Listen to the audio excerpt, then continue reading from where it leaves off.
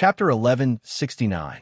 As one of the smartest people in the universe, Toadman's IQ and wisdom were beyond doubt. Moreover, he was also a veteran of the Yushao Alliance and a core member of the Supreme Council. With the resources he had at his disposal, as long as Feng Bujue stayed in the Yushao Alliance for another day, he would not be able to get rid of his surveillance. Of course, regarding this, Brother Ju knew what to do. The reason why he did not hesitate to activate Descent of the War Demon to maintain his image as a galactic hero in front of others was because he knew that his every move would be transmitted to Toadman. Even if Toadman did not carry out real-time surveillance, he would find a way to get video data or intelligence. There were not many opportunities like the one on Silu where he could temporarily get rid of surveillance. This was an invisible game between Toadman and Feng Bujue. The former would never give the latter complete trust, and the latter would climb to the top of the Yushao Alliance under this premise. Tree-lined highlands in the northwest jungle. After moving forward intermittently for about 20 minutes, Feng Bujue and the others were still some distance away from the central area. To be honest, at this moment, Brother Ju was sincerely grateful to the members of the Give Gang and Fei Gang. Due to the various entanglements in the forest, the five heroes could not increase their speed. In the past 20 minutes, they would encounter some conflicts every few hundred meters.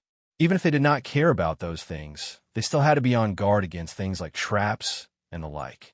Therefore, they had to stop and walk like this, and Feng Bujue's physical fitness was barely maintained at a safe level. We can hear the music faintly. Everyone, be careful. After defusing another trap, Fleaman turned around and reminded his teammates.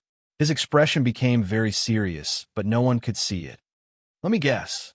The next second, Feng Bujue stared with his dead fish eyes and said, "The music is played by the plaza dancers." Yes, it is not an exaggeration to say that the large sound system is their race's totem, Green Meteor replied. Their purpose of occupying the territory is to dance to the rhythmic music, Sarah continued awkwardly. However, Banana Addict continued, the Naughty Child Planet and the Beggar Planet are also very territorial races. He explained, it's not so bad for the beggars. Their combat power is the lowest among the three races, and they don't have to occupy an open space. For the beggars, any place can be developed into a territory. But the Naughty Child aliens also like open spaces. Their combat power is comparable to the Square Dancers, and they are even better in terms of endurance and explosive power. I don't understand, Feng Bujue said. This planet is huge, right? For example, the area we passed through earlier was completely flat and empty. But why did they insist on fighting for the area in front of us? Poker Man at this time, Fleaman interrupted Feng Bujue and turned around to say, I found that there's a lot of common knowledge about cosmology that you don't know. Yes, Feng Bujue said frankly. I came from Earth in the parallel universe, so I don't know. This information was not a secret. Anyway, he had already revealed it to the members of the Supreme Council. Besides, this was also a very good excuse. In many things, Feng Bujue could use he came from a parallel universe to fool them or to shirk responsibility. What? After hearing Brother Ju's words, Green Meteor immediately widened his eyes and said in surprise, You're a hero from a parallel universe? Oh, I see. Banana Addict touched his chin and said, I knew it. Why are you acting a little strange? Okay, then there's no other way. Let me briefly explain it to you. Fleaman was indeed a very pragmatic person. He quickly accepted this setting and said to Brother Ju, the Square Dancers and the Naughty Kids have two common habits. First, they recognize the place. Their strong sense of territory mainly comes from this habit. To put it bluntly, once they decide on a suitable place for their activities, they won't change it easily. Oh, Feng Bujue narrowed his eyes and nodded. He really did not have much to say about this explanation. If he opened his mouth, it would develop into a complaint. Second is time limit. Fleaman continued. They will only be active during the day. They must return to their habitat before the sun sets. Let me ask, where's their habitat? Feng Bujue asked. This is easy to calculate. Banana Addict smiled and answered quickly. using the naughty kids as an example.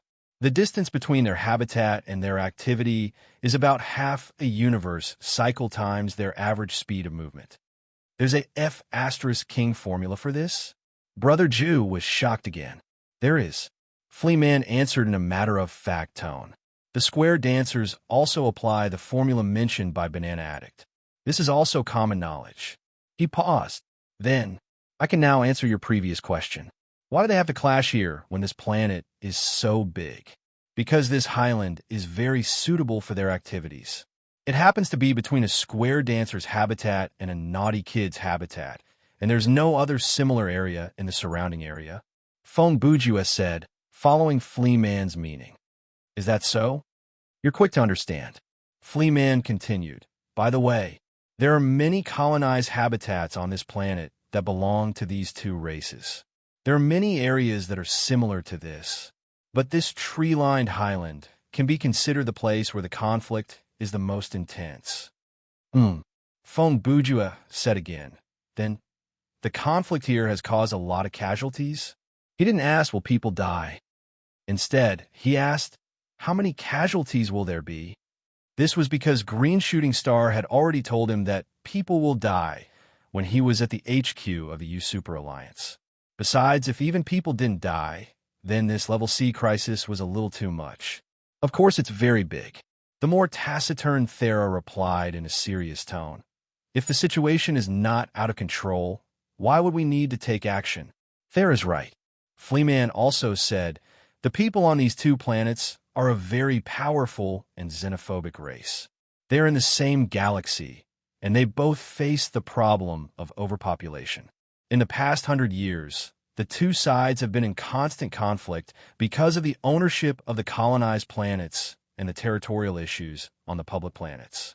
In order to avoid being held accountable by interstellar law, the governments of both sides have no intention of taking the initiative to declare war. Over time, the situation today has appeared. Both sides have a tacit attitude towards civil conflict. So, what are we doing here today? Phone Bujua said again, since both sides want to solve the problem with their fists, is it really necessary for us to mediate this fight? You seem to. Flea Man heard this, and his tone changed slightly. Have you misunderstood something? Oh, Brother Jew used an auxiliary word to indicate that Flea Man should continue. We are not here to solve the conflict between the two races, Flea Man said. We are here to arrest two dangerous people. At the same time, in the central area of the highland, on the battlefield, the short, naughty aliens and the relatively tall plaza dancers were fighting fiercely. The former's advantages were explosive power, recovery, and agility. The latter's advantages were strength, defense, and health. Some people might wonder why these two groups of aliens with interstellar colonization ability were still fighting with their bodies. Even the people on Earth knew that they should use guns and tanks, right? The reason was actually very simple. First of all, according to the definition of interstellar law, when the quality and quantity of firearms used by one side reach a certain level, it would be regarded as an act of war, and the side that initiated the war would have to take the blame. Of course, neither side would want to. Secondly, as mentioned many times in the previous article, the combat power of these two races was really high. They could defeat many conventional weapons with just their bodies. Therefore, the current situation was created. Come on, hurry up and place your bets. There's not much time left. The fight may start at any time. At this time, on the edge of the fierce battlefield, a guy who looked like a scarecrow was standing in front of an electronic blackboard, holding a loudspeaker and shouting loudly. The music here was too loud, and the sound of fighting was deafening, so he had to rely on the loudspeaker to shout. Lingering Youth, 119. Ant Buck Teeth, 118. This scarecrow was undoubtedly presiding over a bet, and the two sides he mentioned were the two protagonists of this sea-level crisis. Lingering Youth, naughty child alien, wanted by the Yushin Alliance. In recent years, he frequently appeared at the scene of the conflict between the naughty child alien and the plaza dancers. He killed people like flies, and his fierce reputation was outstanding. He was known as the strongest naughty child. In addition to appearing in the battle with the plaza dancers, He would also randomly carry out destructive actions on some cities and even planets, and his motives seemed to be just for fun. Aunt Buckteeth, plaza dancer alien, wanted by the Yushan Alliance. She often appeared in some plaza dancers' activities. As long as she was disturbed in her activities, she would start a killing spree. She once had the battle record of wiping out a team of city officers with her own strength, and also destroyed the native cities of many planets. If these two criminals were to be classified by the Yushan Alliance's hero level, they would be at least at the planet level. And today, the two of them had come to Planet Garden Park. The Yushan Alliance's intelligence department analyzed that if these two fought, there was a considerable chance that it would cause a devastating blow to Planet Park. Of course, this didn't mean that they had the ability to explode stars. It had to be explained here. In a sea level crisis, the definition of destroying a planet didn't necessarily mean blowing up the entire planet. Situations like illegal rule, complete destruction of the ecosystem, destruction of more than 80% of the planet's surface with high intelligence, or more than 50% of all life forms, were also included in the scope of the crisis. Therefore, a villain like General Quake could also create a sea-level crisis. I bet on Lingering Youth. 500 Raga, a currency. I bet on Aunt Buckteeth. 20,000 Macramu, also a currency. I'll bet on my camel. Bye. Get lost. We don't accept items or organs here. Go to the junk collector next door and exchange them for money before you come and bet. The scene in this betting area was also in full swing. The degree of liveliness was not inferior to the battlefield. Aliens from various planets were competing to bet here, waiting to see the war of the century. Among the people who bet, the largest number were still the scavengers. They were a nomadic race with a large population, but they didn't have a fixed home planet. These bird-faced guys were called battlefield sanitation workers. Basically, wherever there were warlike activities, they would be there. Their purpose was self-evident. However, most of the planets in the universe were still more welcoming to them. As for the reason, you can imagine for yourself. On the other hand, there were also some people who came to bet among the beggars, but the overall number was not many. Most of the beggars were more than happy to sit on the ground nearby and reach out to people from other planets to ask for change. The beggars' need for change was the same as the scavengers' need for corpses. No, it should be said that it was even more. They craved for change like they craved to breathe.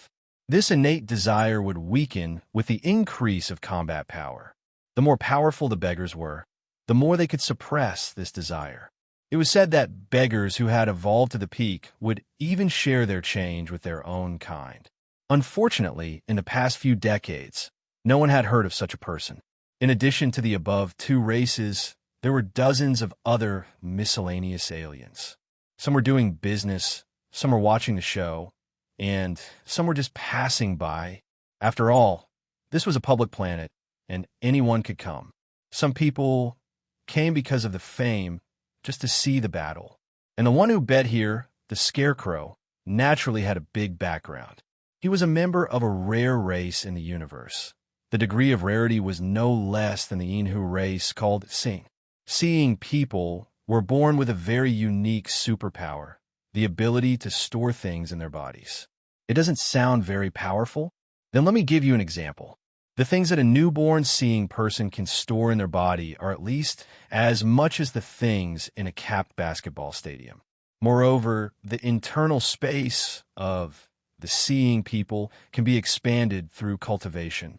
In theory, if a seeing person has a long life and works hard enough, even a planet can be stored in their body. Today, the seeing person who bet here was called Uxamaro.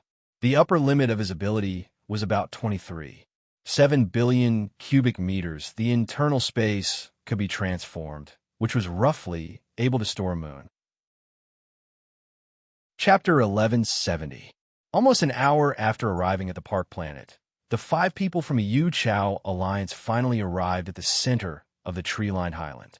The battle between the square dancers and the brats was still ongoing. It would not end before the sun set. The former used their giant speaker spaceship as a stronghold to defend and counterattack. The latter mainly used harassing attacks to suppress and look for opportunities. I say, this music, When they arrived near the battlefield, Feng Bujue had to shout to his teammates who were close by. Isn't a bit too exaggerated? Indeed, the rhythmic music was so loud that the ground in the vicinity seemed to be trembling. That's how it is. Green Shooting Star also bent down. He was much taller than Brother Jew, and his voice was coming from above. He raised his voice and said, "It seems like plaza dancers have poor hearing. If we stay here for a while longer..." Feng Bujue shouted, "Even my hearing is going to be bad." Green Shooting Star did not hear this sentence clearly, so he immediately shouted back, "What? I say, even my hearing is going to be bad." Brother Jew raised his voice again. "Oh." Green Shooting Star nodded. "Sigh, God." After shouting, Feng Bujue thought to himself, "Forget hearing, it's only a matter of time before my voice goes hoarse." At this time, he turned his head to look at the other three heroes, but he found that the two sides of Flea Man's head that corresponded to the human temple were covered with two pieces of blue carapace. The ears above Sarah's head were completely closed. Banana Addict had a relaxed and calm expression. Obviously, he had used his helmet to filter out the sound from the outside world. "Ah, I really envy these guys who have sound isolation means," Feng Bujue said, "although I can also raise my hands to cover my ears and open my mouth wide. That would ruin my image as a star system level hero." Boom! Just as Brother Jew was thinking, suddenly, there was an explosion from the forest to their side. Immediately after, more than 10 figures flew out from that direction like garbage, drawing more than 10 parabolas, and landed on the ground in a mess. Because the music was too loud, the sound of the beggars' bones breaking when they fell to the ground, as well as their groans, were all drowned out. However, people could still tell from the expressions of this group of people that they were seriously injured. About 5 seconds had passed since this scene occurred. A 2-meter-tall, humanoid creature walked out of the forest. This person wore a gray Taoist robe and had messy hair that draped over his shoulders. His face was rather round, so he couldn't be considered handsome. His body was on the plump side, but he could be considered strong. "Oof, a bunch of trash. They're like flies.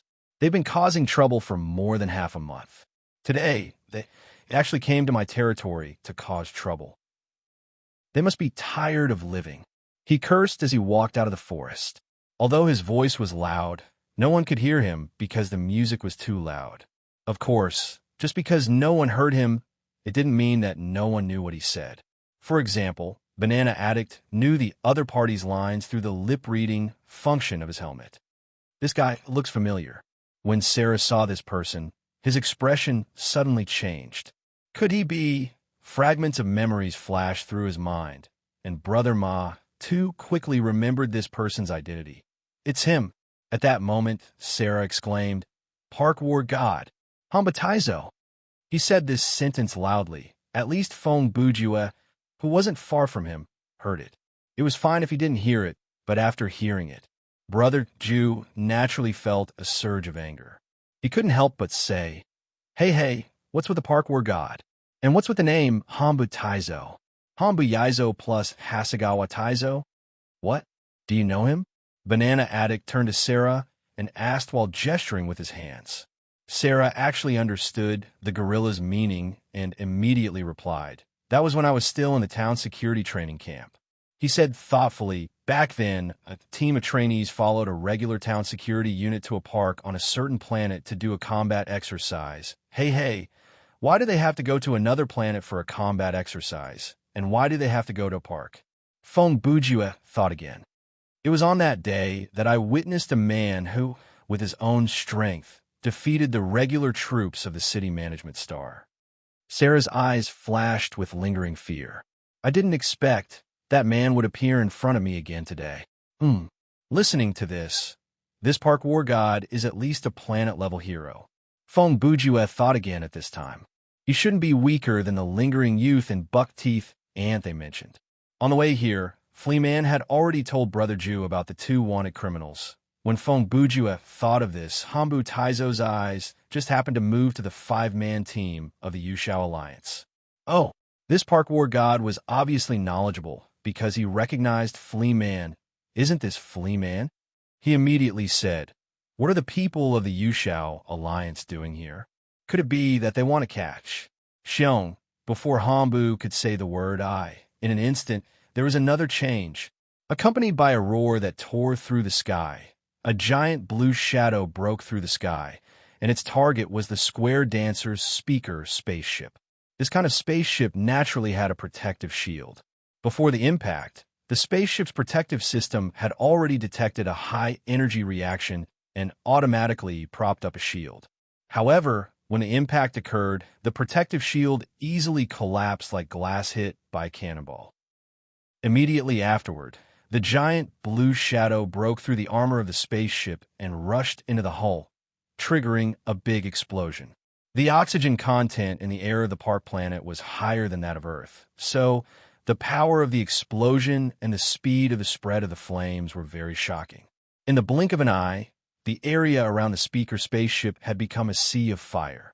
The Square Dancers and the naughty kids that were overturned by the explosion didn't have time to get up before they were already involved in the fire.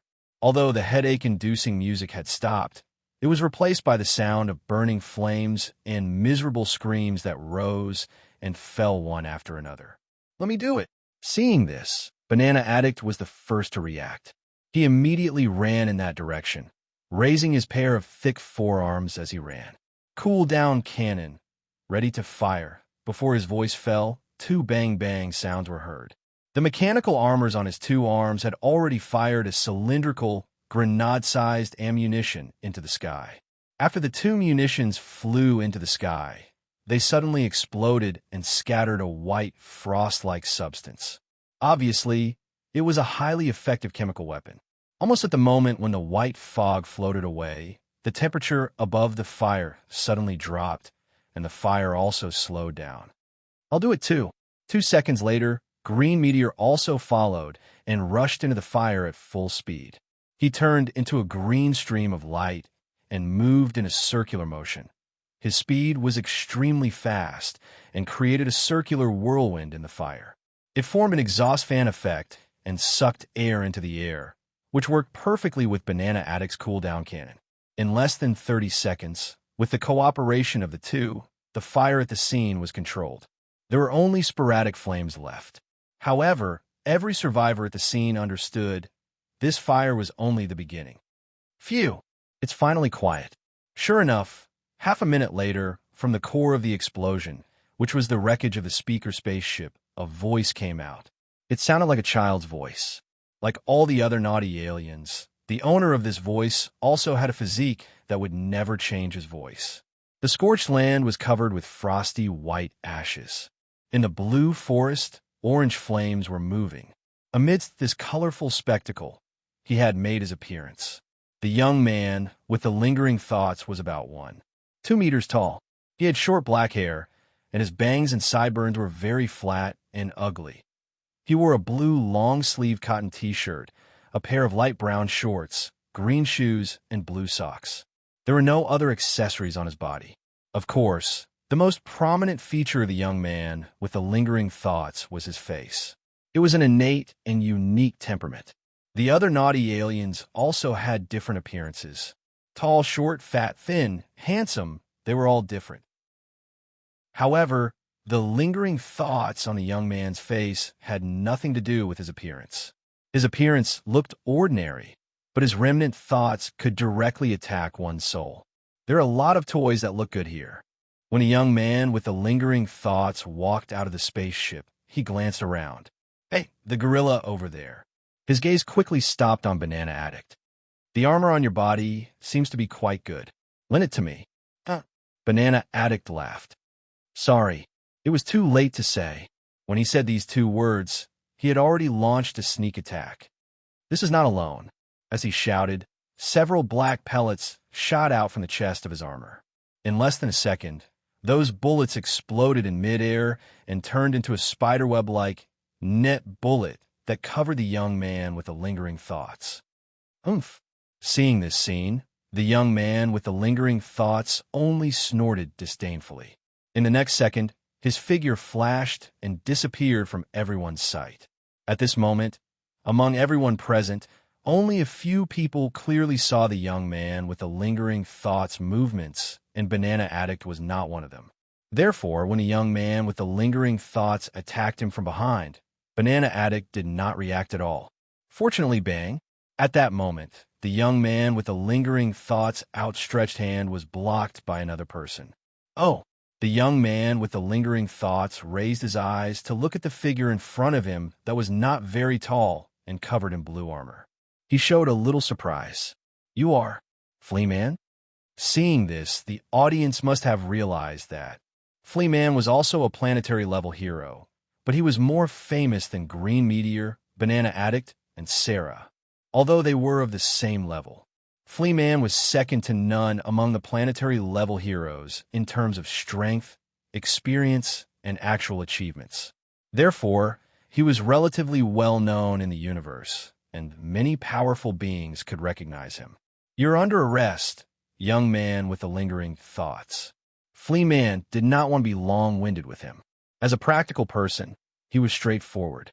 "Considering that it is almost impossible for you to give up resisting, I will beat you to the ground." Ha! Ha ha ha! The young man with the lingering thoughts heard this and laughed out loud.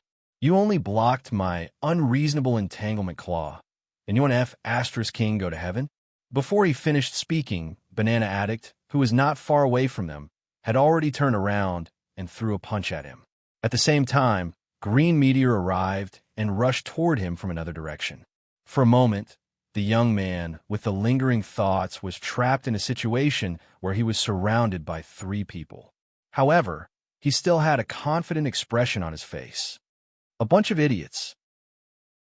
The young man with the lingering thoughts shouted, "You think you are worthy of fighting with me?" As he shouted, fighting energy exploded.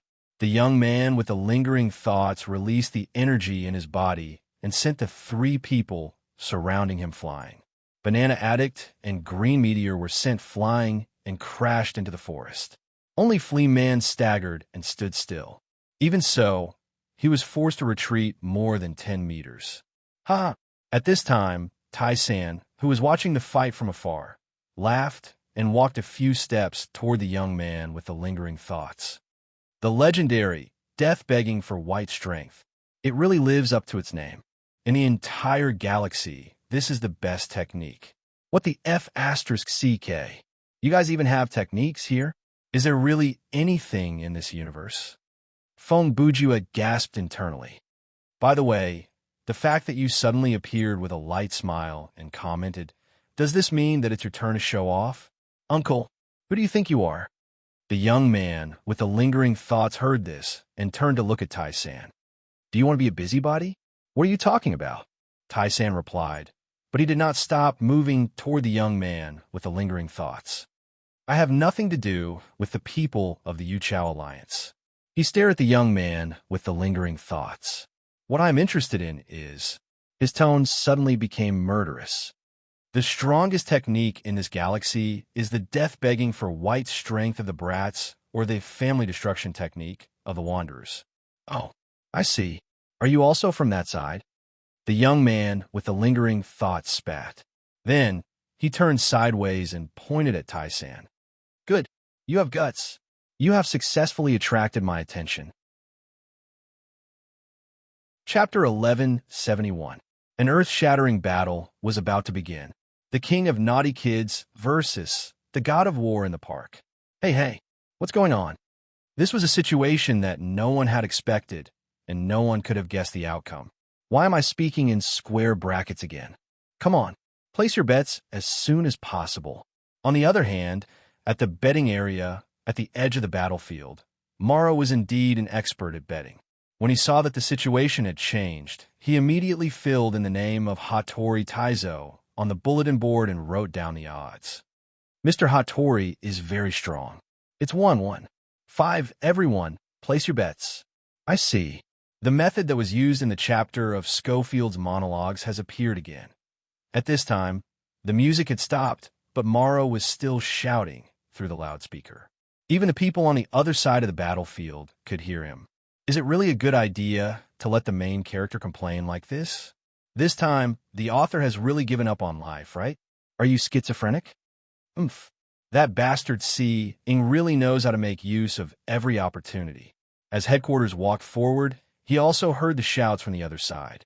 However, he only muttered in his heart, "Forget it. He's the strongest here. Let him be." Hattori was someone who knew what was good for him. He knew very well that the strongest person here was actually the one who was in charge of betting. However, the lingering young man, the heroes of the Yushin Alliance, including Brother Jew and the aliens present, all didn't know this. Won't I know after you write this? Or do I have to pretend that I don't know in the next chapter? Morrow seemed to have casually mentioned the odds of the God of War in the park, but in fact, whether it was the lingering young man, Annie Buckteeth, or Taizo, their odds were very objective. This was because Mara didn't even need to fight to know the strength of these three people. Why? Do you sense the strength of the opponent based on their aura? Are you also Piccolo's disciple? Hey, the straw over there. Unexpectedly, the lingering young man turned his head and looked at the crowd in the betting area. I've been paying attention to you for a long time. The betting board over there was very large. With the eyesight of the remnant youth, he could undoubtedly see the words and odds on it. They actually set my odds as the highest. He ignored the headquarters that was closing in on him and said loudly to Wu Su and Morrow, "Buckteeth's odds are 0. One lower than mine, but the odds of sleeping in the park are 0. For lower than mine? Do you have eyes but can't see? Is this the time to care about that kind of thing? There's a strange uncle approaching you. Focus your attention." Hearing this, Wu Su Morrow immediately stopped shouting and met the other party's gaze. "Little brat, how I set the odds seems to have nothing to do with you, right?" "What did you say?" The remnant youth's eyes sharpened. "You scarecrow. Do you want to die?" He's just telling the truth. The words of the youth with the remnant thoughts were obviously not a question, because when he said the word death, he had already made a move. He raised his arm and pointed, and a blue beam of light burst out from his fingertips and hit the crowded betting area. At that moment, the many masters around, including the ordinary aliens, had a strong feeling that this move would blow all the people over there into pieces. So powerful? Piercing cannon? However, humph! Ridiculous! Wu Su Morrow saw this and snorted coldly. In the blink of an eye, he had disappeared from his original position and flashed on the trajectory of the beam of light. "It seems that it's your turn to show off." Whoosh! The next second, the beam of light hit Wu Su Morrow's torso, but the impact was like a clay ox entering the sea. The blue beam rushed into his chest, but did not come out from his back about 2 seconds later. When the remnant youth noticed that the situation was different, he quickly withdrew his attack. When he did, more than 30% of the energy in his body had been consumed. Star-sucking great technique. What? The remnant youth was shocked and took 2 steps back subconsciously. "Who the hell are you?" What an old-fashioned line. "Who I am is not important." Wu Su Morrow replied indifferently and turned around to walk back to the place where he was standing just now. "The point is, your naughty behavior has basically ruined your victory." Before he finished speaking, a shocking change occurred. Just when the remnant youth was about to turn around in a hurry, a pair of strong and thick arms had already strangled his neck. "Ah, I told you not to look around." Facing the remnant youth, Taizo Hanbu had an absolute advantage in height and weight. When he used this chokehold, he was confident that he would win. "Little brat, you know that I'm close to you, and you still dare to look around. Aren't you underestimating me too much?" At this point, he had already mercilessly increased the strength of his arms. "Pay the price for your naivety. You have to shut up. Don't raise such an obvious flag. Who knows, you might actually win." Unexpectedly, at this critical moment, the remnant youth let out a long roar, and the energy in his body rose sharply. "Don't underestimate me." After saying a line that was full of déjà vu, he once again used the death begging for white strength, wanting to use the chi explosion to send HQ flying. "See, however, Hanbu just snorted coldly. "I told you that you're too naive." It turned out that Hanbu had already used the family destruction technique at the same time and used his profound strength to completely offset the impact. The winner has been decided. Then, Hanbu strangled the remnant youth and jumped into the air. Secret technique, falling abyss fall. No one knew who made this rule, But in this day and age, one had to report the name of the technique when fighting. TSK. I just like to report, boom. A few seconds later, the two figures fell to the ground together, and the energy exploded. A powerful shock wave spread out in a ring shape, blowing away countless small fish. However, the winner wasn't decided as Hambu had said. You? How is this possible? Before the light and shadow dissipated, Hambu's shocked voice sounded. How can you still stand up? Uncle, if you use this expression and tone to say a few more lines like this, then you'll lose. At this time, after this powerful throwing skill, Hambu and the remnant youth pulled apart the distance again. Hambu thought that even if the other party wasn't smashed into meat paste, he would at least lose consciousness, but he didn't expect that. This is also true. That is also true. There should be a limit to looking down on people. At this moment, the remnant youth shouted angrily and took advantage of Hambu's unstable state of mind to suddenly attack. Oh, you're exploding. Finally, it's your turn again. Delete your save fist. Dismantle your model leg. Capricious and unreasonable. Cry and fall 18 times. The name of this kid's technique is a bit capricious. In the blink of an eye, the young man with the remnant thoughts shouted the name of his move while launching a storm-like attack on the headquarters. The headquarters was forced to retreat and only had the strength to resist. Oomph. Hambu, are you old and confused? At the same time, Morrow, who was in the distance with his back to them, snorted coldly. You didn't even notice that the opponent had mastered the rolling on the ground technique and used the falling into the abyss fall. Ha! You're the naive one. So, you now a commentator? Bang, bang, bang. While he was talking, Hambu was being beaten up on the other side. As the saying goes, young and strong fists, random fists can kill an old master. All of this indirectly proved the importance of age, or rather, physical condition in battle. I'm guessing he's going to spout some serious nonsense next. Yes, Hambu was taller and stronger than the remnant youth, but according to the standards of his race, his physical condition had already begun to decline. It was almost equivalent to the state of 50-years-old Earthlings. And the naughty child aliens had an innate advantage in this regard. Because they were an immortal race, they would at most grow to the stage of puberty, then physiologically stop developing and maintain this physiological state until death. Forgive me for immediately thinking about the reproduction of their race and a series of very filthy images. This innate advantage was something Hambu couldn't surpass.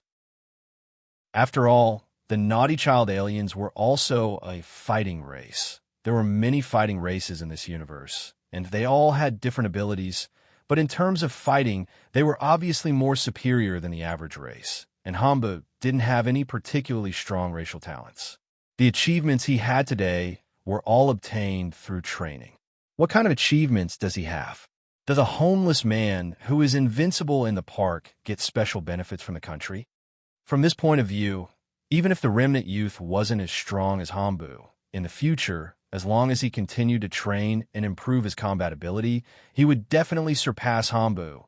However, a hypothesis like this was actually meaningless. It was like comparing athletes from different eras and imagining the results of a match between them at their peak. Can we not use athletes as an analogy? I feel like I've wronged him. In this world where the strong preyed on the weak, the results represented everything. If you wanted to prove that you were stronger, you had to use the victory in front of you to prove it. Victory is not a beautiful thing. Victory is crossing mountains of corpses. Victory is cruel. It is to defeat, crush, and completely destroy your opponent. Then, you have to eliminate the root of the problem. Indeed, I lost my composure. After being suppressed for a moment, Hambu's voice sounded again. Fine, this is good. Looks like it's your turn. You sleeping in the park. You still have the energy to talk. At this moment, the remnant youth didn't realize that his opponent had the energy to talk. The reason was his attack was not as sharp as it was in the first 10 seconds. Looks like you're going to be beaten up? Kid. Finally, Hambu's face turned ferocious, and his posture changed from defense to offense. Don't be too arrogant. I'm going to be serious too. What the hell? At this moment, the remnant youth instinctively sensed some kind of danger, and his momentum suddenly stopped. Everyone saw it. It's because the average level of the author's fighting scenes is maintained at this level that I try my best to avoid fighting with others head-on. Unemployed and bankrupt Palm, Hambu's counterattack began, and the move they used was familiar. Life loser dog kick. I knew that this guy would use these two moves. It was a palm and a kick, but the strength contained in these two moves was completely different from delete your save file punch and dismantle your model kick. The vagabond's martial arts were forceful and contained a hidden power, while the devilish brat's martial arts were sharp and unrestrained. Both of them had their own strengths, and in actual combat, it was hard to tell who was better. Would you believe me if I said that the person who wrote this kind of setting is not sick? Soon, the remnant youth screamed in pain before Hambu's counterattack, and he was sent flying while vomiting blood. However, people with discerning eyes knew that he did not suffer much damage.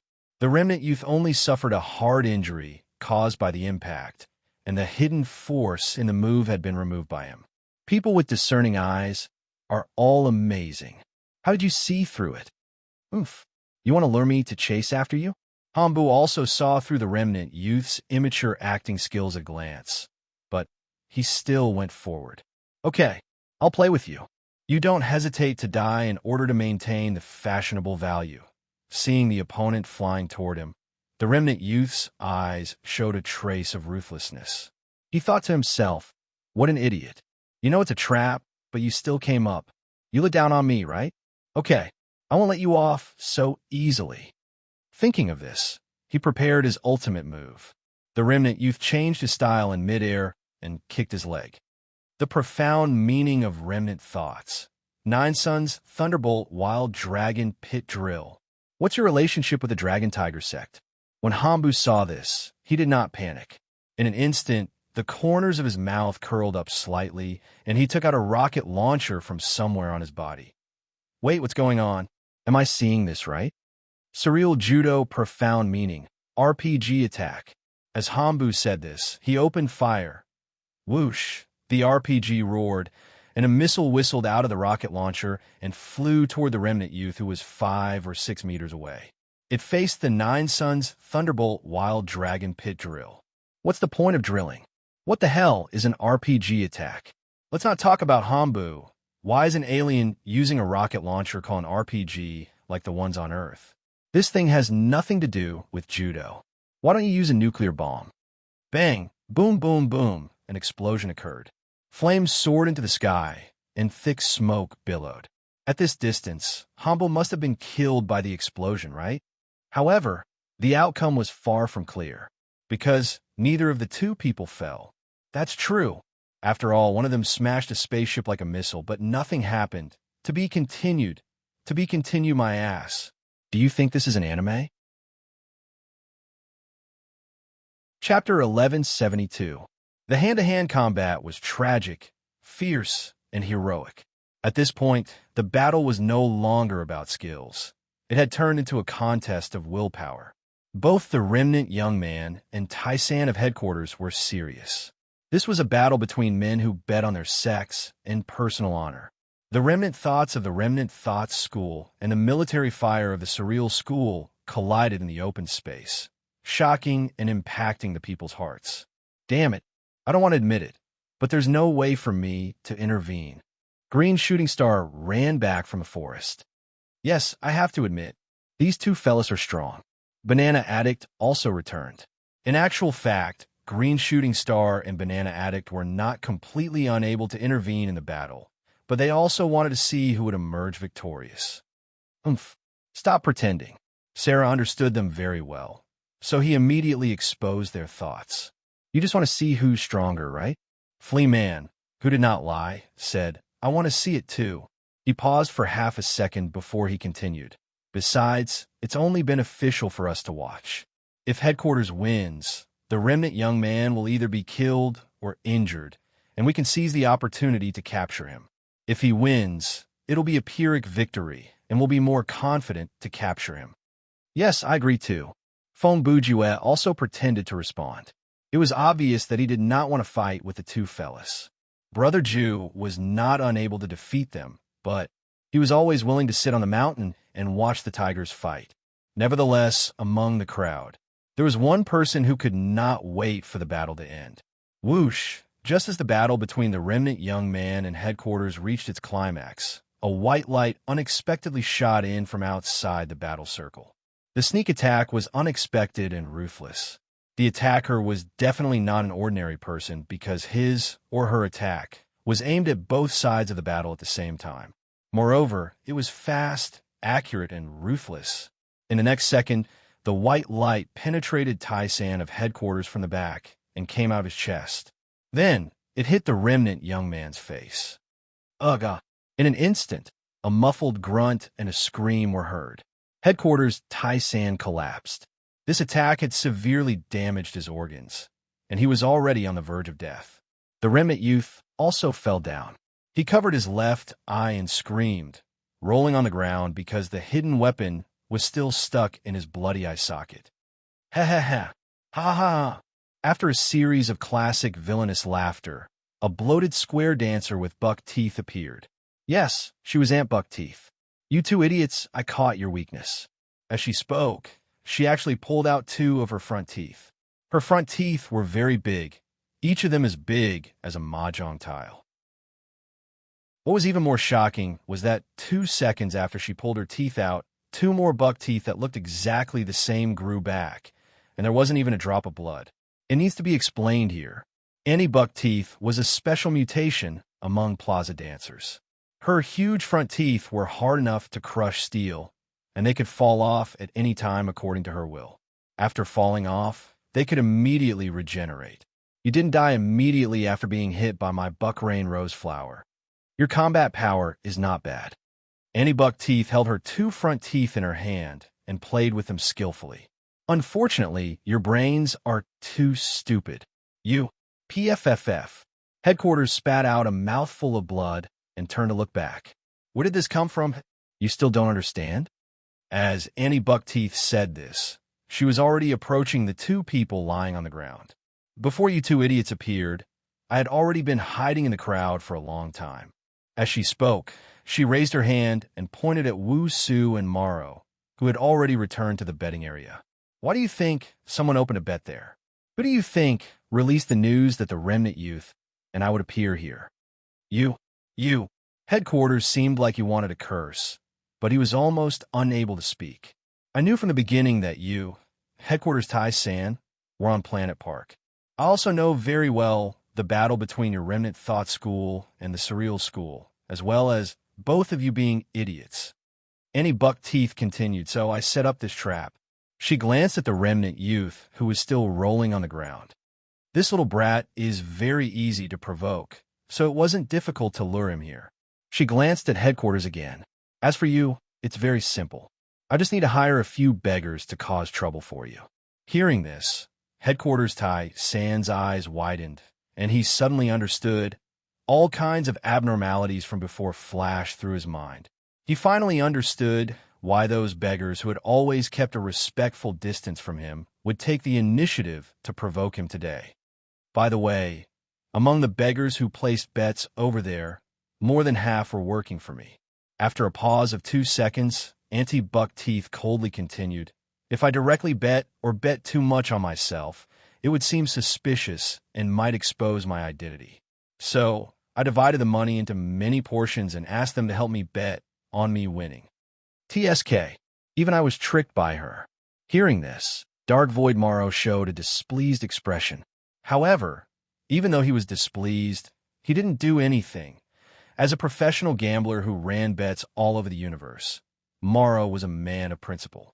As long as others did not directly attack him, for example, the attack of the lingering youth, he would be fine.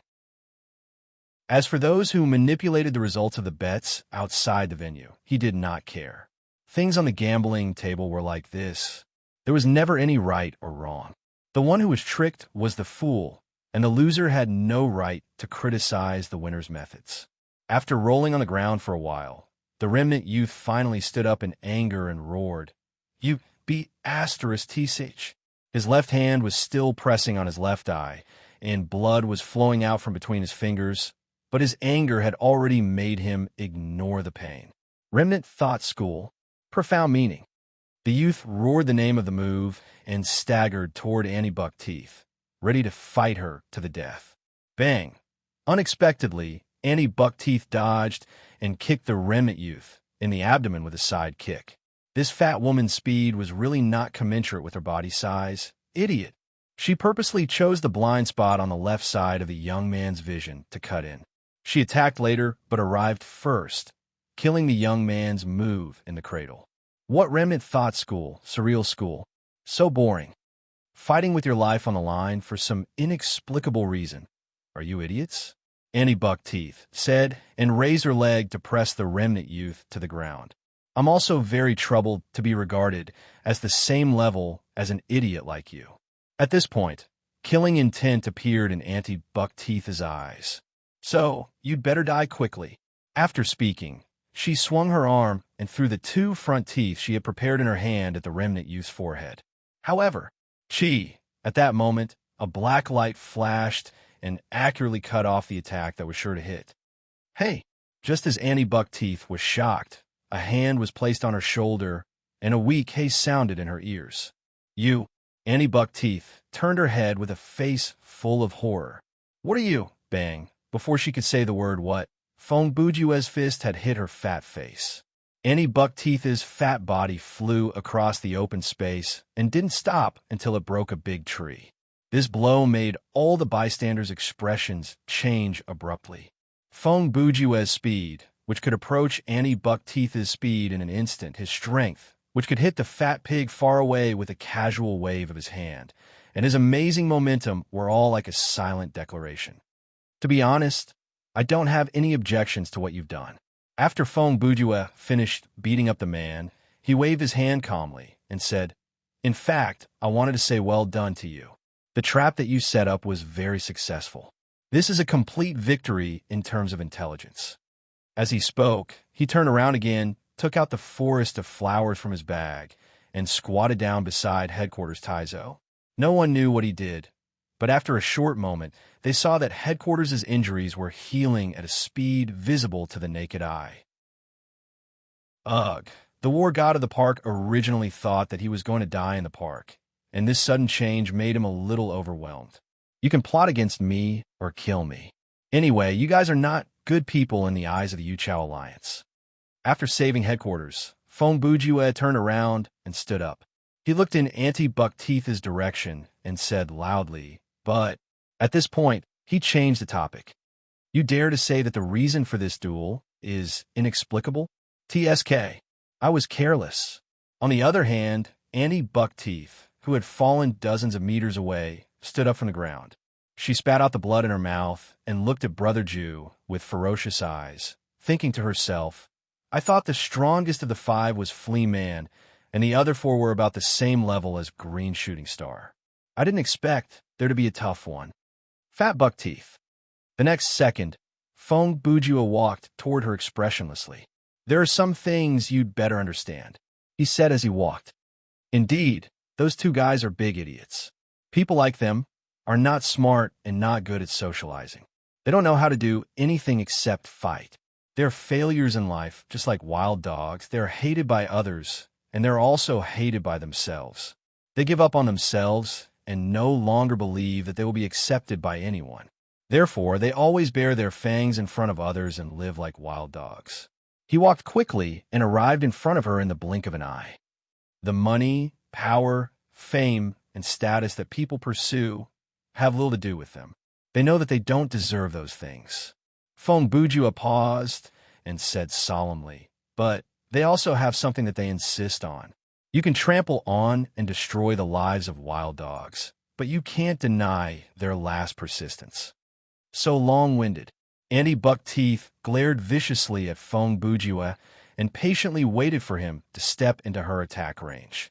I don't understand what you're talking about at all. Accompanied by a violent roar, his fat body suddenly rose, and a move of Mount High suddenly came crashing down. What I want to say is men. When Fong Bujue finished the first half of the sentence, his voice was not loud, and he did not move. What's wrong with fighting to prove that you're stronger than your opponent? Bang! When the second half of the sentence came out, Brother Jew was already roaring. Under the premise of activating bodybuilding spell of spiritual sense, modified in an instant, he used his absolute speed advantage to break into Embark Teeth's attack and delivered an upward punch that gathered all the strength in his body to the latter's face. There was a saying that the world's martial arts had a rising dragon. When this punch rose to the head, Annie Buck Teeth directly had a concussion. Her fat body also became a heavy object due to the loss of consciousness and was sent flying by Brother Jew's punch. Her round body spun 3 times in the air and then crashed to the ground. Listening to the sound, it was like a container falling. Then there was silence. The audience was silent. Everyone, including Wu Su, Maro, and the 4 heroes of Yu Chao Alliance, looked at Brother Jew in disbelief. Phew! Thankfully, I was much faster than her. But Feng Bujue was thinking to himself, that punch earlier, if I did not knock her out before she could use her power on me, I probably would have lost this arm of mine. He lowered his head to look at his right arm that had been shattered into pieces, and he was secretly thankful for the fact that he had survived. Among all the onlookers, only one person saw the skill Brother Jew had just used. Is it facing attack? Headquarters Taizo was indeed a man who had experienced hundreds of battles. Even if his combat power was not as good as Brother Jew's, he could still see the skill. It's the first time I saw someone use it in that kind of situation. The so-called facing attack or facing attack punch was a kind of boxing skill. In other words, at the moment when the opponent punched, one could instantly determine the path of the punch, and while avoiding the attack, one could effectively punch in the opposite direction of the opponent's force. The terrifying thing about the facing attack punch was that in addition to the force of the punch itself, it also added the force of the opponent's forward charge. In boxing, a successful facing attack could not only destroy the opponent's attack, but also effectively dampen the opponent's spirit, and sometimes even knock the opponent down. Just now, Feng Bujue had defeated Ant Buck Teeth's attack, which was actually a disguised use of facing attack. Based on the situation, he purposely increased his speed so that he would be faster than a normal attack. Otherwise, if he waited for Annie Buck Teeth to unleash the full power of her skill before he used the attack, the result might be that Brother Jew's whole arm would be broken while Annie Buck Teeth's head would be smashed into mush. Then, it's almost time for us to call it a day. When Feng Bujue came back from the other side, he said to Flea Man, "Captain, just use the remote control to drive the spaceship here." He glanced at the crowd around him. "I think no one will dare to attack our spaceship now," he said, then shrugged. "I don't want to run back carrying that fat woman and this naughty kid." "Huh." Flea Man smiled, which was rare for him. "Okay, no problem. Wait." Just then, Headquarters Taizo spoke again. "Hero, please wait." Chapter 1173, November 29th, 6 o'clock in the evening. A luxurious cruise ship named Elegance set sail from a port in S City. Tonight, it was a special group of guests who had been invited onto the ship. Among them, there were corrupt politicians and scrupulous businessmen, well-known socialites, and desperados. These people all had one thing in common, and that was they had all come to the edge of life for various reasons. If they took another step, they would fall into the abyss of eternal damnation. Their purpose for coming to this ship was the same, which was to gamble the rest of their lives, trying to grasp the slim, last glimmer of hope. However, among these hundreds of people, there were exceptions. For example, there was a person named Jiang Daoud who didn't come out of his own will. We're about to reach the high seas. Feng Bujue sat on the bed in his cabin, looking at the golden sea under the setting sun through the porthole. He murmured, "If I remember correctly, this ship is registered in Panama." He licked his lips and sneered, "Humph, this kind of trip where I could be killed and thrown into the sea at any time is really exciting." When he boarded the ship, Brother Jew had already passed the strict security check. According to the rules, guests were not allowed to bring any electronic products on board. Not to mention mobile phones or laptops. Even electronic watches were not allowed. Therefore, he naturally couldn't get in touch with the outside world. So, the question was, why did Feng Bujue appear here at this time and place? It all started 5 days ago. On the 24th, Brother Ju went out to buy some strange materials. After fiddling with them for a long time, he made an evil magic circle and took the initiative to summon Woody. His intention of summoning Woody was very clear, which was to let him not care about whether Ruoyu agreed or not. He wanted him to break the seal first. When Woody heard this, he immediately chuckled. This guy said it was easy to break the seal as long as he stood there and snapped his fingers. Feng Bujue said, then you can undo it. But Woody didn't agree. He said, when I came to give you the prize a few days ago, I wanted to do it on the way. But you and heroinely quarreled, so I came here for nothing. Now, you're suddenly telling me not to care about what she thinks. You even summoned me here just to ask me to do this. Do you think I'm an errand boy? As the saying goes, a thief does not leave empty-handed. I have to negotiate with you. When Feng Bujue heard this, he immediately cursed. Mother Cur, this was originally a bet between me and you before the S2 finals. Now that you've lost, it's my freedom to make you fulfill your obligations whenever I want. What conditions are you talking about? Woody chuckled again, as if to say, I'm a demon from hell. So what if I go back on my word? Hit me if you can. Then, Feng Bujue took out a pre-prepared fire extinguisher filled with holy water and sprayed it all over Woody's face. Unfortunately, this method was useless against demons like the four scumbags. Woody had a constitution of drinking the holy water in the church like vodka many years ago. Seeing this, Feng Bujue took out a pile of talismans drawn according to the drawing method recorded in the Book of Hidden Armor and pasted them on Woody's body. This time it worked. He stunned Woody for a few seconds, and then the talismans instantly burned to ashes. Woody wasn't angry. He even smiled and explained to Brother Ju. Drawing talismans required blood, and it was best to use the caster's own blood. If you couldn't bear to use it, then use other people's blood or chicken blood. If you really didn't have it, then use cinnabar instead. Feng Bujue said, first, I don't want to use my own blood. Second, if I use other people's blood, I might be arrested by the police. Third, the market banned the sale of live poultry many years ago. Chicken blood is harder to get than human blood. How about pig blood? I'll go buy a bowl of duck blood curd and process it. In short, after the two of them argued for a while, Woody brought the topic back on track, saying, since you think you're at a disadvantage, then I'll take a step back. So, demons were very good at negotiating with people. He was originally in the wrong, but he could turn it into a situation where he was giving in by making unreasonable demands. Of course, Brother Ju was also good at this skill. He immediately exposed Woody and said, I don't care about you. If you break the seal, I'll delete my account and commit suicide. The two of them tested each other and quarreled for a while. Finally, they reached an agreement. On the night of the 29th, Feng Bujue would go to the Elegance to get something for Woody. Brother Ju promised that he would do his best. But even if he couldn't get that thing in the end, Woody had to break the seal on Ruoyu. And if Brother Ju succeeded in the end, Woody would have to tell the truth about Brother Ju's ability. So, there was tonight's trip. To make a long story short, in the past 5 days, Feng Bujue didn't just keep clearing the dungeons in the game. In reality, he also actively investigated and prepared for the Elegance and its related matters. At 4:30 p.m. on the 29th, Feng Bujue carried a handbag and went to the designated location, a parking lot in the city. At this time, there were already a few men in black suits and a luxury car waiting for him there. Those people didn't ask Brother Ju to wear a mask or something like that, because their destination was nothing to hide. It was the port. However, if the guests didn't take the designated car, they couldn't enter the boarding area.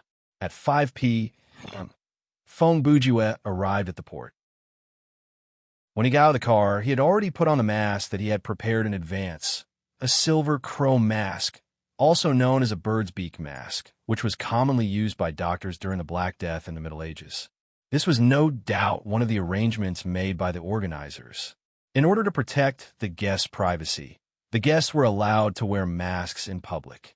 As for the type of mask, the guests could choose by themselves, as long as they didn't do anything to the mask. When Brother Jew boarded the ship with the mask, the other guests also boarded the ship one after another.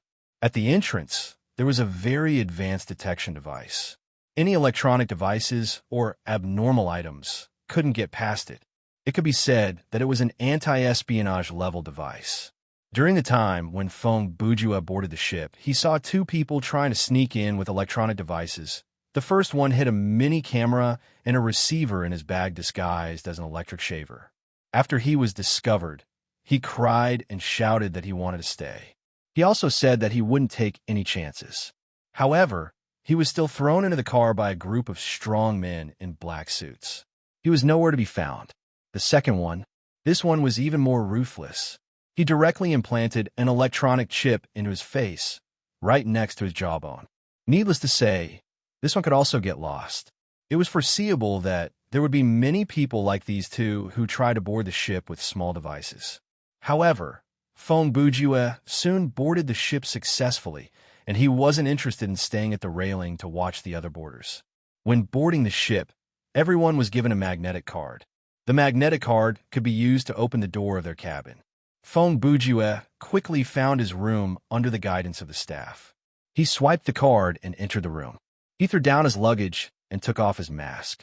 On the way here, the staff in black suits and sunglasses had clearly told the guests that there was absolutely no peeking into the cabin. It was the only private space.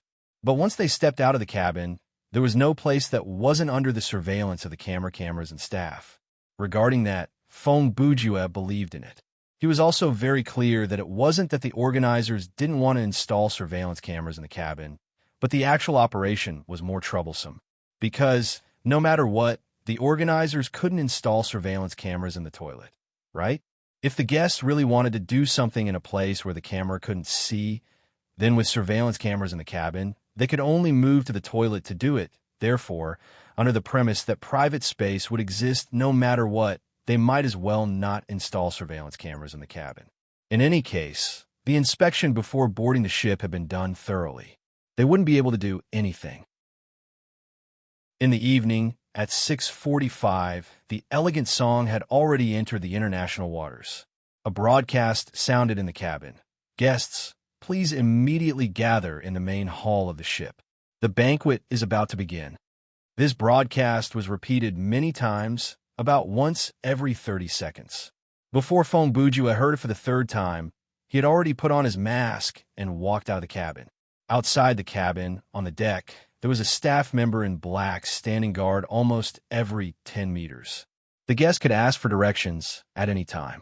After Brother Jew asked the first man in a suit, he met a few words. He already knew the route and walked leisurely along the side of the ship. At this time, it was the last moment before nightfall. The afterglow of the setting sun still hadn't faded away. A crimson sunset appeared in the lavender sky, reflecting a beautiful color on the sea. The salty sea breeze blew from the side, making Feng Bujua couldn't help but swallow his saliva. As a man who could feel the rotation of the earth, recently, Brother Jew's ability was getting stronger and stronger, but he had already mastered the trick of controlling it. At least he didn't have the feeling of seasickness on earth. Whenever he stood in front of such a scenery, he could understand some incomprehensible and indescribable feelings that others couldn't understand. But he couldn't tell what that feeling was. Perhaps, after this trip, after knowing the truth of his ability, the answer would be clearer. Feng Bujua thought so, retracted his divine sense that flew out, and continued to move forward. Night, 7 o'clock. In the main hall of the Grace cruise ship. If a person woke up from his sleep and found himself here, he or she would never think that he or she was on a ship. If someone wanted to have a photo annotation contest for the word magnificent, then the scenery in the main hall would definitely be a seated player. There was a saying, things will move in the opposite direction when they reach an extreme. It was very appropriate to use it here. When people first saw this space, many people would be shocked and exclaim. But after the initial emotion, this excessive luxury wouldn't make you think of anything beautiful. It would make you think of a king who was born hundreds of years ago and embezzled a large amount of the national budget, or or those selfish and insatiable villains in fairy tales. About 2 minutes later, you might even think of the Ethiopian disaster victims, but you would never have any beautiful feelings. Because anyone who still had a conscience, when placed in this space, would instinctively feel a kind of sin and a kind of guilt. This ship, this main hall, gave people such an impression. Oh, I seem to be wearing the wrong clothes. After stepping into main hall, Fong Bujue realized a problem. The others were dressed very formally. Almost all the men were dressed in full tuxedos or evening suits. Even if they were wearing masks, they combed their hair until it was shiny. What a bunch of hypocrites! Fong Bujue looked around and grumbled softly. Your leather shoes are so shiny that you can use them as mirrors. I can even see the bottom of the ladies' dresses through your leather shoes. As for the ladies, they were all dressed in formal attire. Whether tall or short, fat or thin, they all wore expensive evening gowns. Whether it was dignified, sexy, or fresh and elegant, they were quite compatible with the owner's body shape and temperament. This also showed that they were the kind of people who often wore evening gowns. What a bunch of hypocrites! Before Brother Jew's ridicule, everyone was equal. No matter male or female, everyone was like a dog. Your heels are so high that you can use them as ladders. If I pretend to tie my shoelaces, I can see the bottom of your dress. Fine, that's one thing. Our Brother Jew is not that kind of person, because he didn't know how to tie his shoelaces. In short, at this moment, Fong Bujue realized the intention of the organizers to let the guests board more than an hour early and provide private space. To put it bluntly, they were giving them some time to change their clothes and dress up. However, Fong Bujue didn't know about this. When he came, the black suits didn't tell him to wear formal clothes at the banquet. So Brother Jew guessed that this should be common knowledge. So, why didn't he know? It must be that Woody deliberately didn't tell him. That bastard deliberately made a fool of me. At this time, Brother Jew was dressed in a casual jacket. His hands were in his pockets, and he walked down the stairs on the white bearskin carpet. At the same time, he thought to himself, no, if Woody wanted to trick someone, he wouldn't use such a low-level method. A few seconds later, he thought of the answer. Oh, because he knew that I didn't have an evening gown or suit that was suitable for this occasion, so he simply didn't mention it. In a sense, Woody was indeed considerate. Fine. Fong Bujue smiled and said, from the results, it's better to dress like this. Indeed, at this occasion where everyone was dressed particularly formally, his unique style had successfully attracted the attention of the other guests. Chapter 1174. Fong Bujue walked down the stairs and came to the main hall. He was still observing the environment and people around him. Although the previous broadcast used the word banquet, the organizer of the banquet obviously didn't intend to invite everyone to sit around the table and eat Chinese food. Of course, in the main hall, food and drinks were still provided. There were all kinds of drinks, champagne trees, and many ready-to-eat snacks and fresh seafood. The guests could help themselves. In other words, they could only help themselves. Because there were only men in suits and sunglasses who were responsible for maintaining order, there were no waiters. Considering that many guests chose the can't eat if you don't take it off mask, the demand for food and drinks here was quite limited. This arrangement didn't seem to be inappropriate. After a while, Brother Bujue, who was walking around the main hall quickly, resisted the urge to take off his underwear and eat. He found a corner against the wall and continued to observe. This is an expected development. Looking at the guests before him, Fong Bujue thought to himself, even though everyone is wearing masks and we don't know each other, quite a number of people have already formed a small group. His eyes moved quickly and glanced at the groups of people one by one. Even if their faces are covered, people who are good at socializing are still good at socializing. Body, speech, temperament, and taste in drinks, clothes, and even masks. These are all obvious assets that can quickly reflect one's value. Thinking of this, he looked at some other people, and those who aren't good at those can only temporarily serve as vassals or fight for themselves like me. Then he snorted softly. However, in the long run, there is no difference between the two. The people who are talking and laughing now all know that the relationships established in this situation are nothing more than playing around and using each other.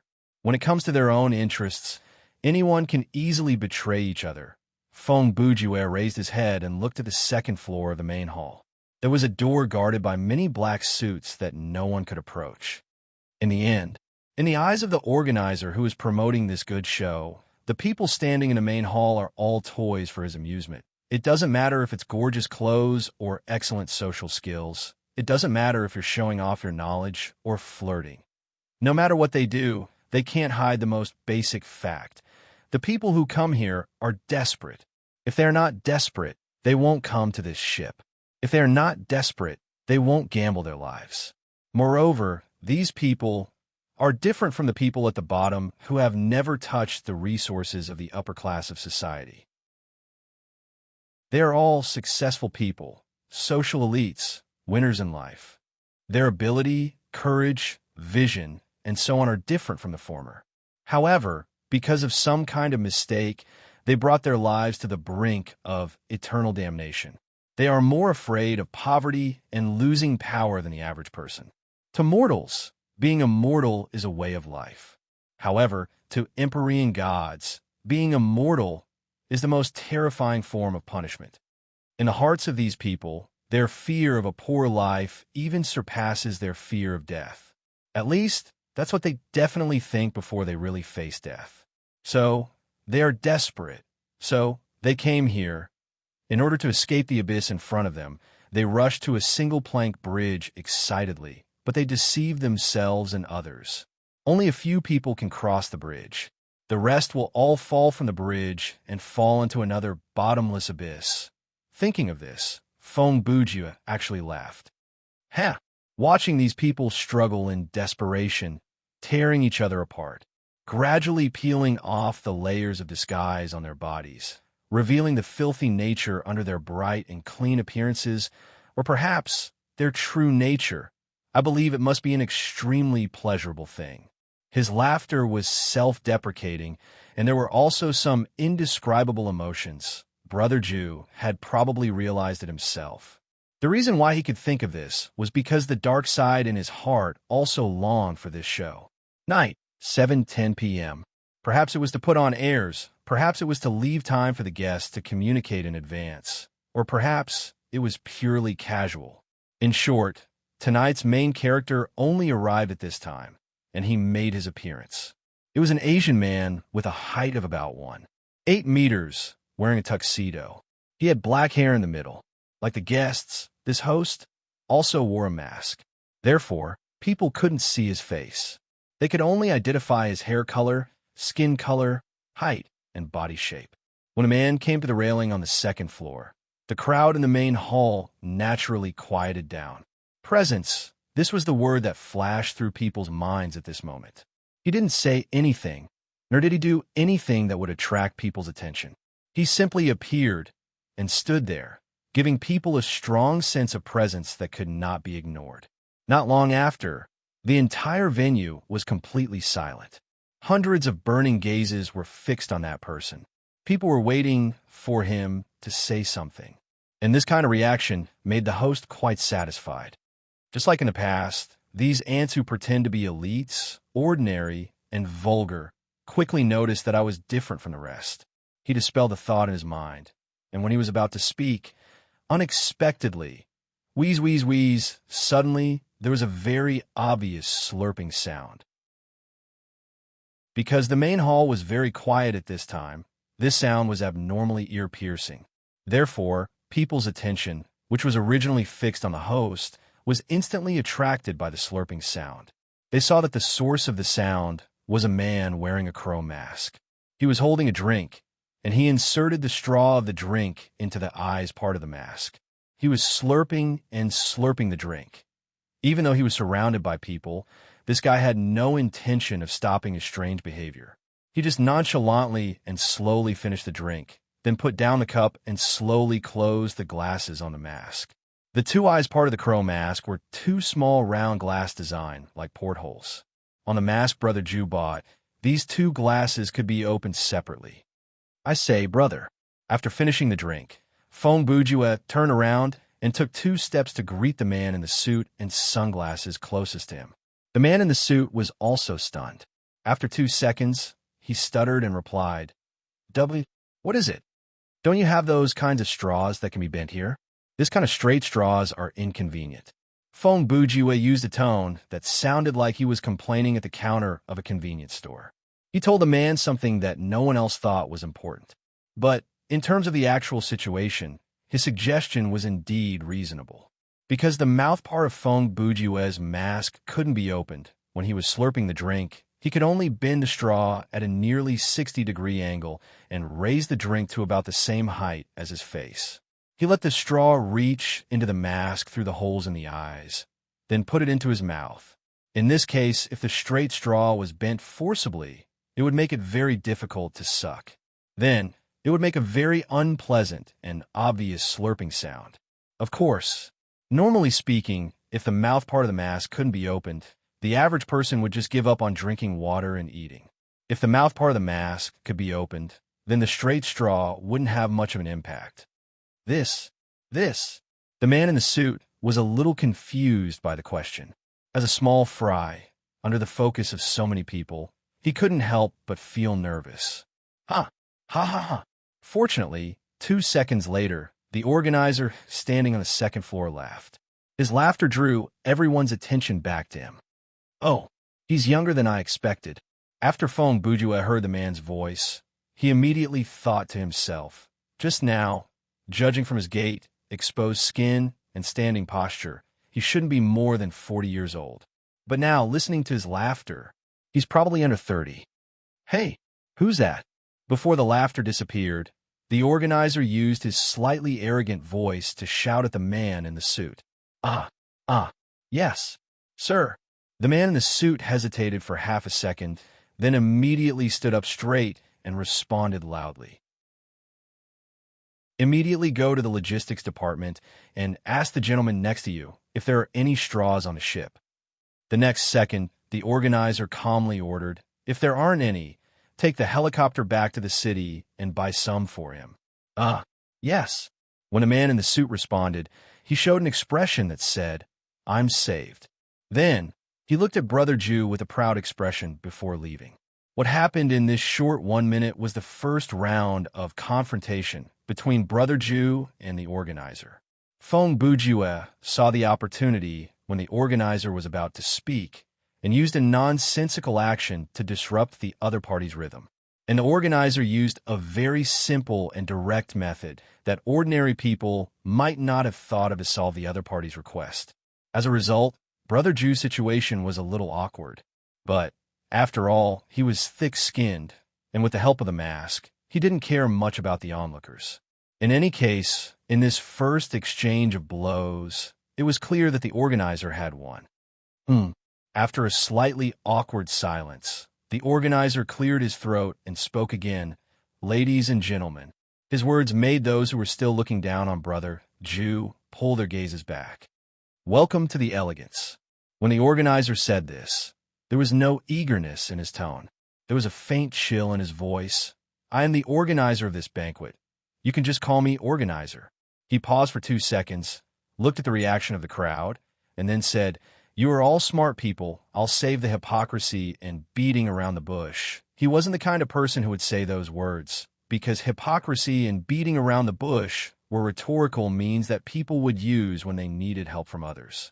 And this organizer almost didn't have the opportunity to say such words. I'll just talk about the part that you're interested in. When the organizer said this, 8 men in suits silently appeared on both sides of him, for on each side, standing side by side. Each man in a suit was holding an object covered by a white cloth. Looking at the outline, it should be some kind of rectangular object with a side length of about 30 centimeters under the white cloth. Oh! After waiting for a few seconds, the organizer sneered, Let me introduce the prize of tonight's game to you. Before his voice died away, the men in suits each took off the white cloth on the object they were holding. Under the white cloth, without exception, there were small glass cabinets. The bottom of those cabinets was made of metal, and the base was covered with a rectangular glass cover. Inside the cabinets were I'll start from my left. I'll introduce them to you one by one. The organizer just glanced to the left and the right to confirm the position and order of those things. Then he didn't turn his head, but maintained the posture of looking down at the crowd below and spoke tirelessly. First, Crimson Tears, one of the most famous natural red diamonds in the world, was stolen from a collector's house in 2040, and its whereabouts have been unknown since then. The market value at the last valuation was about $6 million US. Second, Firefly, nothing special, just a very perfect cat's eye stone with a market value of about $5 million US. Thirdly, Fragrance, a funerary item excavated from the royal jewels of a certain European country. Legend has it that it will bring bad luck to the woman who wears it, causing her to die within a few years. Moreover, every deceased person will die in a place with a strange fragrance. When Fragrance last appeared in the auction market, it was sold at a price of $12 million US. Fourth, Lover, produced in Myanmar, one of the largest diamonds in the world. It was originally discovered in the 19th century, and the original stone was cut into two pieces because it was too large, and it was borne by the hands of two skilled Italian craftsmen. Fifth, Lover, this is the sister stone just now. The market value of these two diamonds is about $5 million US. Sixth, Demir Pink Diamond, originally belonged to a famous actress in the 20th century. In 1968, she was killed in the living room of her home, and the only thing stolen from her mansion that day was this diamond.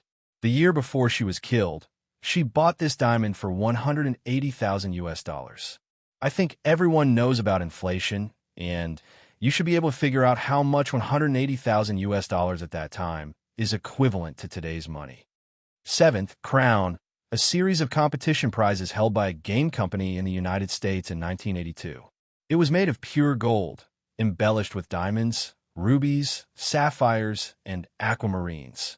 Due to the collapse of the U.S. game industry in 1983, the competition game related to the prize was only released in limited quantities, and it did not make it to the finals. The whereabouts of Crown were unknown in the same year. This item was valued at $25,000 US. Similarly, with inflation and its background story, the current market value is at least $4 million US. Finally, when the organizer mentioned the last item, he paused and glanced at the cabinet, then said, "Heart of the Ocean." About this gem, he only said these 4 words. About this gem, he only needed to say these 4 words. No one here didn't know the story of the Heart of the Ocean, and no one would value this gem. I just need to get that, right? When the people in the main hall lifted their heads to stare at the priceless gems, Fong Bujue was unmoved. What he was focused on was the goal that he had come here for. Okay, I think everyone has an idea of the value of this prize. After pausing for a few seconds, the organizer continued. There is no doubt that any one of these jewels is enough to get you out of your current predicament. As long as you win the game, you can choose to take it. But if you lose the game...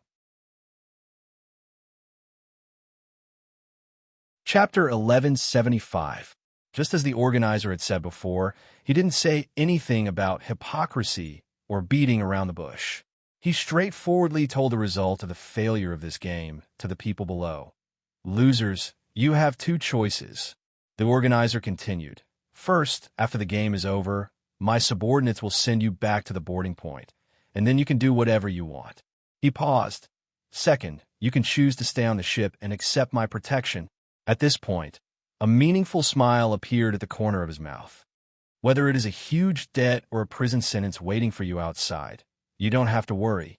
As long as you stay with me, I can solve all similar problems for you, and I can guarantee that your family and friends will not be burdened in any way. But at this point, he changed the topic. From now on, you will lose all rights as a human.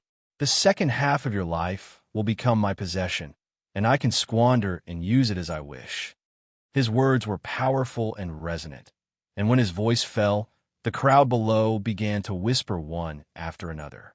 Greed, hesitation, impulsiveness, uneasiness, luck, excitement, confidence, hesitation. All kinds of emotions diffused from these playthings under the masks, intertwining and rising in the air.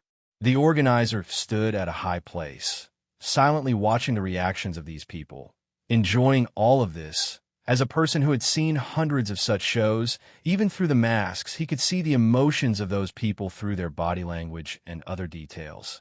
And he liked the feeling of looking down on all living things from a high place. Just like some people like to travel, some like to exercise, and some like to watch movies. This organizer liked to watch the show in front of him the most. For him, material or physical enjoyment had long been unable to satisfy him. Delicious food, beautiful women, luxurious houses, and famous cars. Most people might not be able to chase after these things in their lifetime, but he had countless of them when he came to this world. Although he was still young now, he had long been numb to these things. Food, wine, beautiful women. He didn't hate these things, but they could no longer make him feel excited. He had tried many forms of entertainment, from those of the commoners at the bottom, to those of the middle class, to those of the officials and nobles. In the end, he had also tried things that were not allowed by the law. For more than a year, the organizer was still keen on hunting live humans. The appearance of this interest was also a coincidence. It was one day when the organizer was 18 years old. He embarked on a suicide trip with several online friends who had suicidal intentions and met on the internet. At that time, he was on some suicide websites out of interest. He pretended to be an ordinary high school student who was bullied at school. Along with him, there were two people in their 30s, a middle-aged gambler who was separated from his family, and a female university student who was abandoned after being taken care of. That morning, the organizer drove the car that he claimed to have stolen from home and drove the four companions to a mountain. At first, the atmosphere between them was still harmonious. The organizer was also in a good mood. He was looking forward to seeing the reactions of the suicides before they died. Just like that, at 11 o'clock in the morning, they arrived at a secluded place deep in the mountains. As soon as they got out of the car, the organizer excitedly started to gather everyone to commit suicide. However, the gambler suggested that he wanted to be a full ghost and eat his fill before he went on his way. After he said that, the two people quickly agreed, and the female university student didn't have any objections. Helpless, the organizer took out the food in the car and distributed it to everyone. But as they ate, the gambler started to talk sentimentally again. He said that when he was at his richest, he had everything. Back then, he had eaten lobster for every meal. Now that he was about to die, he could only eat crispy noodle snacks here. When he said that, the two people said, "Come on, at least you had a good time. We were still virgins." Then they started to complain about their parents being useless, about the unfairness of society. They also said that they were born blind, that they deserved to be born into a poor family, that life was hopeless, and so on. The organizer was disgusted by this kind of low-class argument, and he almost spat out the snacks he had just eaten. But in order to play the role of a suicidal person, he had to pretend to agree with these guys. Finally, at 1 o'clock in the afternoon, this group of people had eaten their fill. At this time, the organizer planned to instigate them to go on their way again. Unexpectedly, one of the two people suddenly said, "I don't want to die a virgin," and then shamelessly asked the female university student to go to the wilderness with him before she died. Even someone who wanted to commit suicide wouldn't agree to this kind of request. The female university student wasn't someone to be trifled with. She immediately scolded the person with extremely unpleasant words. In short, she scolded him about his appearance, ability, character, financial strength, and so on. It seemed that she wanted to vent her anger on him. The elder nibbler flew into a rage out of humiliation and lost his rationality. He pounced on the other party on the spot. He cursed and scolded the other party. He even planned to violate the other party in front of everyone. The other person and the gambler wanted to stop him, but when they saw the young naked body under the torn clothes of the female university student, they stopped. A kind of primitive instinct quickly suppressed their rationality. The two of them only exchanged a glance, and from watching on the sidelines, they stepped forward to participate. As for the organizer, who was standing off to the side and watching this scene, after a brief moment of silence, he smiled. This was the first time he faced the dirtiest part of human nature at such a close distance. He suddenly realized this might be what he had been looking for, a toy that he would never get tired of. That day, the female university student didn't die, and she wasn't violated. When she looked at the three men who pressed her to the ground and cried in despair, bang! The middle-aged gambler's head was cracked open. The woman on the ground screamed at the top of her lungs as her brain and blood spurted out. The two elders stopped their rampage and sat down on the ground in fear. When they came back to their senses, they found the bullied, cowardly student standing there with a blood-stained shovel in his hand, expressionless. This was obviously not the first time the organizer killed someone. For him, it wasn't difficult to experience the feeling of killing, so he had already experienced it. First, he used a gun, then a knife, and finally his bare hands. He tried all kinds of killing experiences one by one according to the psychological burden of killing. So today, he had cleanly smashed the man's skull as if nothing had happened. 1 minute later, the elder nibbler who was the first to act violently got up from the ground and staggered into the forest. As for the other elder nibbler, when he saw the host approaching, his legs were so weak that he couldn't even stand up. He even peed in his pants. Just like that, the organizer knocked him to death from the front.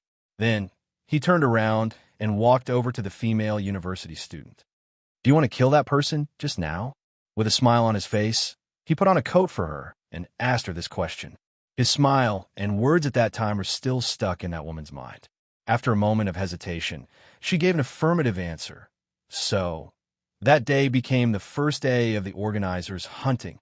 At dusk, the two of them finally tracked down the exhausted prey and killed him under a tree about 10 meters away from the road. After that day, the female university student went back to her life. She never told anyone about what happened that day. After that, the organizer started his hunting activities that lasted for more than a year. For this interest, he directly asked his subordinates to run a suicide website at night. They pretended to be suicidal people and kept looking for prey for him. During that time, he went hunting 2 to 3 times a week. What made the organizer feel ironic was that this so-called suicide trip was not a complete success. He did not even see a person who completed suicide. He also realized that people who were really going to commit suicide did not need to find a group of people to go with them. They could do it at home. Those who were lured by him and became his prey did not have the courage to face life, nor did they have the courage to end their own lives. To make a long story short, in the subsequent hunting activities, the organizer directly witnessed the nature of people when they were close to death time and time again. The situation that happened during the first suicide trip also happened later. Of course, there were also many other strange situations that happened. Every time, the organizer would find a lot of fun. In his own words, "Aside from watching the show, I can also train my body." About half of the prey he had hunted down had died, while the other half had survived. Since then, they had never thought of committing suicide again. In fact, many of the survivors had a change in their life after that. Perhaps this also showed that when a person's attitude toward life changed, life would also change to respond to it. Anyway, after 1 year and 3 months, the hunting days came to an end, because the organizer used the hunting as an opportunity to come up with a more interesting game. During the hunting, almost all the people he met were people from the bottom of society. After a long time, the types of prey became monotonous, and it was inevitable that there would be a sense of repetition. Many times, there were a few prey that gave him a sense of déjà vu. Their reactions to various situations were very similar. The organizer was most annoyed by this lack of novelty. He needed something new. So, after thinking hard, the organizer came up with a model, which was the prototype of today's show. He used money to gather a large group of people who were, or had been, in the middle and upper class of society and let them compete with each other through some kind of game.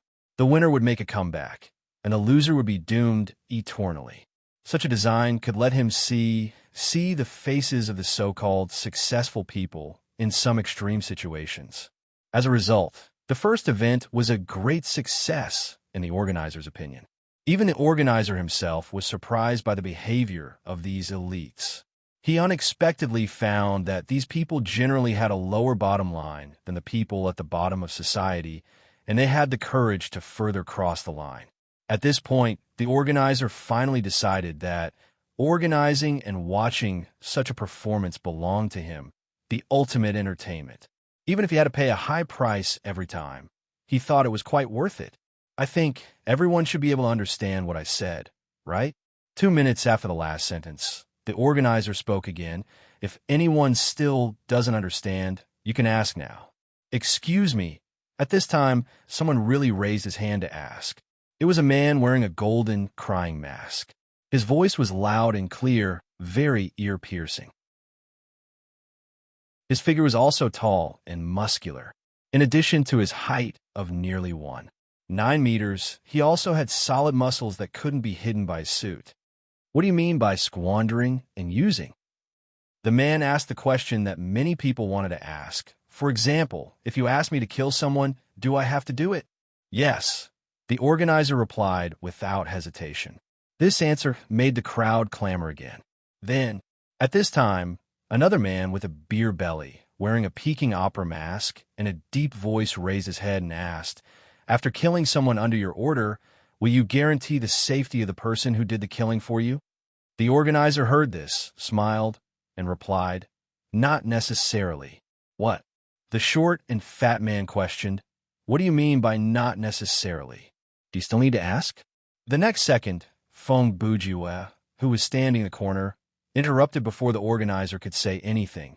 After you shoot someone, do you immediately throw the gun away, or do you take the gun away and use it next time?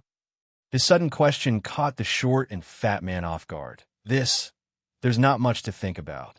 The answer depends on the situation. Feng Bujue said, if it's convenient, take it away. If it's not convenient, just throw it away. Ha ha. At this moment, the organizer laughed again. He continued Brother Jew's words and said, this gentleman is right. A person who has become my possession is no different from an item in my opinion. I won't make any promises to an item. But, at least for us now, you will still keep your promise, right? The man in the golden mask asked again. Ha, of course. At this moment, under the mask of the organizer, there was a cold sneer. Everyone is my guest. Chapter 1176.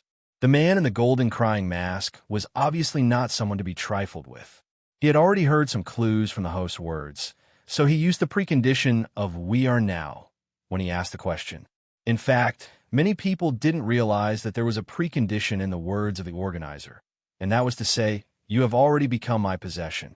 In other words, before you became his possession, he would still treat you as a human being. As for the human, he would naturally keep his promise. However, once you chose to accept the host's protection, or rather, slavery, you would have to be mentally prepared. The so-called losing all rights as a human being was not just for show. Asking you to kill someone was already good enough. Not only could he ask you to do anything, but if you didn't do it, he could do anything to you.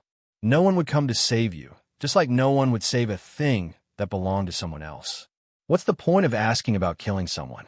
You lack imagination. 2 seconds later, Feng Bujue spoke again. He raised his voice to the host on the second floor. I just want to ask, if you want, can you turn us into human centipedes? Or make us film a hardcore movie with other species? Or kill us and then sell our organs? Before he finished speaking, the crowd in the venue was already in an uproar. Although Feng Bujue's tone was very relaxed when he said this, he still succeeded in causing a small panic. The host laughed again. In just a few minutes of brief contact, he had already strongly felt that the man in the crow mask was someone similar to himself, a lunatic. A few seconds later, the host used a calm tone and clear enunciations to answer Brother Jew's question. This time, the crowd below was in an uproar. The whispers turned into a clamor. How I want to use these things is my freedom, the host said. However, the organizer immediately added, however, I can assure you that the examples mentioned by this gentleman have never happened before. He paused. In fact, I have never asked anyone who failed in this game to kill anyone. The host spread his hands and said in a calm tone, If I want someone to die, I will hire a professional to do it. There is no reason for me to ask someone who has no experience or relevant skills to do this kind of thing." As he spoke, he slowly turned his face and made a gesture of looking around the room. Then he said, "Everyone has something that they are good at. Without a doubt, everyone here has outstanding talents in a certain field. What I want is nothing more than your talents." He was lying. Not everyone was able to see through it, but there were some people who were able to see through it. Feng Bujua knew very well that the host's words were half true and half false, and the core intention. To put it bluntly, he wanted to appease and fool these people, in case no one would choose to accept his protection. Of course, I won't be too courteous. The host was a person who understood the changes in people's hearts and had a strong ability to speak. After some comforting words, he continued with a more ruthless statement. "If you think that after accepting my protection, you can still get salary or a vacation, you are thinking too much. What awaits you is only a job that will never see the light of day and the basic guarantee of survival. Until you pay off what you owe me, there will be no way for you to be free." "What we owe you?" At this time, the short and fat man wearing the Peking opera mask asked again. "Is it referring to the money you used when accepting your protection?" "Ha, sir, you got it very quickly," the host said with a smile. The organizer smiled and replied, "In this world, more than 90% of the problems can be solved with money. So, whether it is debt or crime, no matter what you have done outside, as long as you are willing to accept my protection, I can solve it for you with money. From then on, all your debts will be transferred to me alone." At this point, he began to induce them further. "As for me, your creditor, I am also reasonable. After a few years, if you successfully pay off your debt to me, you can regain your freedom." "Ha! Of course, the exact number of years will depend on the amount of your debt and the efficiency of your labor value." "Humph! Is it equivalent to going through labor reform here?" In the crowd, another man wearing a white opera mask snorted coldly. "Humph! Labor reform?" The host responded with a disdainful snort. "Can labor reform free you from the current predicament?" He asked rhetorically. "I've said it before. What I want is your talent. I'll let you shine in a position that suits you, instead of asking you to do some simple work that anyone can do. If I want to find a group of people who are suitable to work in a sweatshop, I will open another game and draw up another guest list." He smiled. "Humph! The kind of people who owe hundreds of thousands of dollars in gambling debts and know that they will never be able to pay off their debts with their own ability are everywhere." The host's words were like candy and a whip. He gave the group of people a sense of superiority, but he also gave them a sense of reality. The most important thing was he gave them hope. This group of people was the type that had no way out and was willing to stake everything on a single throw. Under such inducements, it was easy for them to lean toward luck. Yes, it was scary to accept the host's protection, but so what if they returned to the shore? Once they returned to the shore, they would face huge debts or prison, or even both. They would live in the shadow of debt day after day, or spend a long time behind bars. After they were released from prison, they would become marginalized people who could not integrate into society. They would be a burden to their families, be abandoned, be discriminated against, and have no more chances in life. As a group of people who had a certain amount of social resources, they understood the way the world worked better than those who had never stood at the top. They had seen more darkness and understood the so-called human nature better. They knew that falling was not terrible. What was terrible was losing the chance to climb up again. In this world, opportunities were always in the hands of a small number of people. Most people were just mediocre and went with the flow. Even if they saw a ray of light from above, it would be easily snatched by those who already had more resources. Therefore, they were also very clear that leaving this ship was equivalent to giving up their last chance. Compared to the clearly visible despair, perhaps the blurry abyss provided by the organizer was more attractive to them. "I can do it. I have been through so many storms. This is nothing. It's just working day and night. It's like using labor as collateral for a high loan. No matter what, it's better than going out to work at the bottom and being pressured to pay off debts every day." Gritting my teeth, I can pay it off in 10 years. No, 5 years. By then, I can go back to the outside world and make a comeback. Moreover, I may not lose. Yes, as long as I win. If I win, not only will I be able to pay off my debt, but I will also have surplus. There are a total of 8 spots. How can an excellent person like me not even enter the top 8? During the host's speech, the guests were also struggling in their hearts, weighing the pros and cons of the two options, under the double luck and illusion of I can win and I can also make a comeback if I accept protection. Most people lean toward the second option. Okay, I think everyone knows the way out after these 2 failures. The host did not let them think for too long. He said, I don't want to waste time answering all the details one by one. When he said this, he deliberately glanced at Feng Bujue. Even though he was wearing a mask, Brother Ju noticed the gaze and responded with a chilling smile. In short, the choice is in your hands. I won't force you to accept my protection. If you want to get off the ship after failing, please do so. The host shrugged. But before I announce the rules of the game, you have to make a choice first. Before he finished speaking, several entrances on the first floor were opened one after another. Some men in suits and sunglasses pushed carts and walked out with no expression on their faces. The items on the carts were the same: pins, contracts, and cash. Everyone, I will only say what I'm going to say next, so please listen carefully. When the host said this, the men in suits had already pushed the carts to several designated positions and stood there. Today, we are going to play more than one game, and each game requires chips. And these chips will be lent by me to you.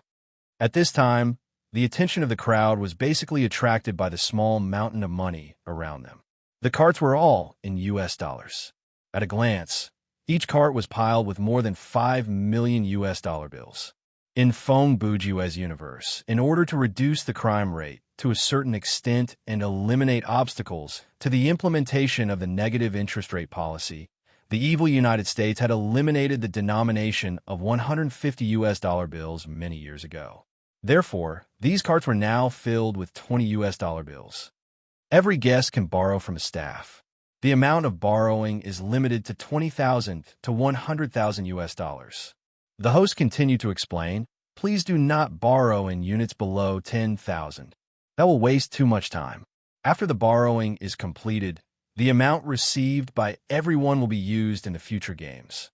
Of course, this money will also have to be returned. When he said this, he consciously paused for 2 seconds. There's no need to talk about the winners of the game. To you, this amount of money is nothing. You can pay it back in the future. As for the losers, those who choose to accept my protection don't have to care about this. The part that you can't pay back will be included in the funds that you owe me. However, those who choose to leave the ship after losing, you better be mentally prepared. I might want to fall for the too much debt. No worries. Once you leave my ship, you're no longer my guest. At that time, I will only give you 1 month to pay back the money. After 1 month, I will use a method that is more effective than any usury that you know to make you pay off the debt. The method that he mentioned was actually known by many people in the venue. Apart from the factors of gender and appearance, every healthy adult could be squeezed out of at least 500,000 RMB. According to the exchange rate, in this universe, in this era, it was almost 100,000 US dollars. Of course, the result of this kind of squeezing usually meant death. I have prepared 2 kinds of loan contracts. One is for those who get off the ship after losing the game, and the other is for those who accept my protection after losing the game. Please consider which one you want to sign and how much you want to fill in. As the host spoke, he waved his hand, indicating that the men in suits who were holding the glass cabinets around him could leave. You have 15 minutes to make a decision, and then use the contract to exchange for cash. After saying this, his tone changed slightly, and he added, "Oh, by the way, please don't sign any random names on the contract, and try to take advantage of the situation because when you borrow the money, you need to hand over the magnetic card of your room. Your identity will not be confused. You will only embarrass yourself if you sign randomly." After saying this, the host paused for a second and took half a step back. He said very politely, then, "Everyone, please excuse me for leaving for a while." After the host left the main hall, a depressing silence descended. The small groups that had been chatting happily and regretting not having met earlier were all silent at this moment. Everyone was struggling with their own thoughts, calculating their own debts. No one went to discuss with others, because in this place, no one would truly trust others. Clatter. In this moment of silence, suddenly, there was the sound of paper being flipped. At this moment, everyone's attention was naturally attracted by this sound. When they turned around, Fong Bujue had already picked up the pen and filled in the amount of 100,000 on the contract. He then signed his name, Jiang Daod, without missing a beat. "Take the money." After signing, Brother Ju handed the contract and his magnetic card to the men in suits and said concisely, "In order to prevent people from taking advantage of the situation, there were 3 men in suits standing next to each cart." After being stunned for 3 or 4 seconds, one of the men in suits finally reacted and took Fong Bujue's contract and magnetic card. He glanced at the amount and signature on the contract, then said, 100,000. Then he turned to look at his colleague next to him and nodded. Another man in a suit also nodded in response.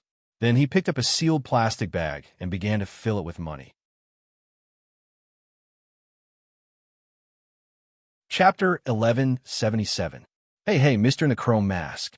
Just as the man in the suit handed Brother Ju the money, the man in the white opera mask who spoke to the organizer earlier walked over and said, $100,000 isn't a small amount, right? Is it really okay to borrow the maximum amount without even thinking about it? Fong Bujue heard this and immediately laughed. Is this a question of whether it's okay or not? The man was stunned by his question and did not know how to respond. Seeing that, Brother Ju chuckled and added, even though we still have no idea what the game is about, there's one thing that is undeniable. The thing called a bargaining chip is equivalent to a life in the game. His analogy instantly enlightened many people around him. Since the organizer is very kind to provide us with this interest-free loan, Fong Bujue paused for 2 seconds and said, then why should I be afraid and restrict myself? He was right. The amount of money borrowed directly determined the degree of freedom that the players could obtain in the future game. Naturally, they should borrow as much as they could. The man in the opera mask stood there and thought for a few seconds. He then said, Humph, you said this because you chose to accept the organizer's protection after you failed, right? So you don't care about the extra 100,000 in debt. No, I chose to get off the boat. When Fong Bujue said this, the man in the suit had already prepared the cash. Brother Ju took the plastic bag filled with US dollars and said, if you choose to accept the protection, it is equivalent to gambling the rest of your life. In contrast, if you choose to get off the boat, you have at least a month to figure out another way. After that, he took the money bag and walked to a sofa by the wall of the main hall. Of course, these are all my personal understandings. Before Fong Bujue walked away, he deliberately left a sentence for the man in the opera mask. You can borrow the minimum amount of money in a gamble that may involve the rest of your life. Maybe that's the right choice. His tone was full of sarcasm. Even though the man could not see his face, he could feel the strong sense of mockery. Although the man in the opera mask was a little unhappy, he also understood that the guy in the crow mask was actually helping him. So, he did not say anything more. He just walked forward and picked up a contract for getting off the boat after failure. He filled in 100,000 US dollars and signed his name. To make a long story short, in less than 15 minutes, all the guests in the main hall had filled out the contract. Due to Fong Bujue's previous performance, more than 60% of the guests ended up borrowing 100,000 US dollars, which was the maximum amount of the loan amount. However, there were still a lot of people who chose a more moderate amount. Among them, 70,000 and 80,000 US dollars were the most, but the lowest amount was no less than 50,000 US dollars. After all, everyone had their own opinions. Whether it was unreasonable stubbornness or rational analysis, not everyone would agree with Brother Ju's opinion just because of a few words. Aside from the amount of money, there were even fewer people who agreed with Fong Bujue when it came to the choice of where to go after failure. Obviously, the guests who were desperate today were more inclined to the luck and hope that the organizer had given them. They did not want to spend another month to think of a solution. This was normal because if there was a solution, they would have thought of it a long time ago. Another 10 minutes passed. After confirming that all the magnetic cards and contracts had been collected, the men in the suits and sunglasses pushed the trolley out of the main hall. About 2 minutes later, the organizer appeared by the railing on the second floor again. This time, he did not even greet them. He went straight to the point and said, "Since everyone has finished borrowing, then, let's get to the point." Fong Bujue could feel that the organizer could not wait any longer. And Brother Ju himself was also looking forward to what was about to happen. Excluding those who have been disqualified before boarding the ship, there are 237 guests in the main hall. The organizer paused for a second and began to explain, "The first game I have prepared for everyone is guessing the numbers." Guessing the numbers, also known as Bulls _ and _ Cups, was an ancient code-breaking game. It was usually suitable for 2 or more people to play together. Take a 2-person game, for example. One person would first set a number, and the other person would guess it.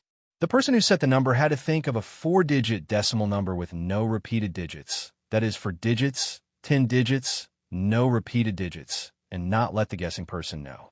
Then, the guessing person could start guessing the numbers. Every time the guessing person guessed a number, the person who came up with the numbers had to give a response of how many A and how many B according to the guessing person's number. The number in front of A indicated the number in the correct position, and the number in front of B indicated the number in the correct position. For example, if the person who came up with the numbers set the correct answer as 2358 and the guessing person guessed 2485, then the situation would be 1A and 2B. The number and position of the first two were correct, so it would be recorded as 1A. The two numbers 5 and 8 were correct, but the positions were wrong, so it would be recorded as 2B. Similarly, if the person who came up with the numbers set the correct answer as 1234 and the guessing person guessed 4321, then the result would be 0A4B. The numbers were all correct, but the positions were all wrong, and so on. After a round of guessing, the guessing person could continue to reason based on the how many A and how many B situation from the previous guess until the correct answer, E for A0B, was guessed. This wasn't a particularly complicated game, but it involved many factors such as memory, reasoning, calculation, luck, and so on. It wasn't that simple to play. Therefore, when the organizer said the 3 words, guessing the numbers, the people downstairs started to make their own calculations. Naturally, their reactions were within the expectations of the organizers. The organizer didn't pause for too long. He continued, "Of course, it can't be a normal guessing game because that's too easy.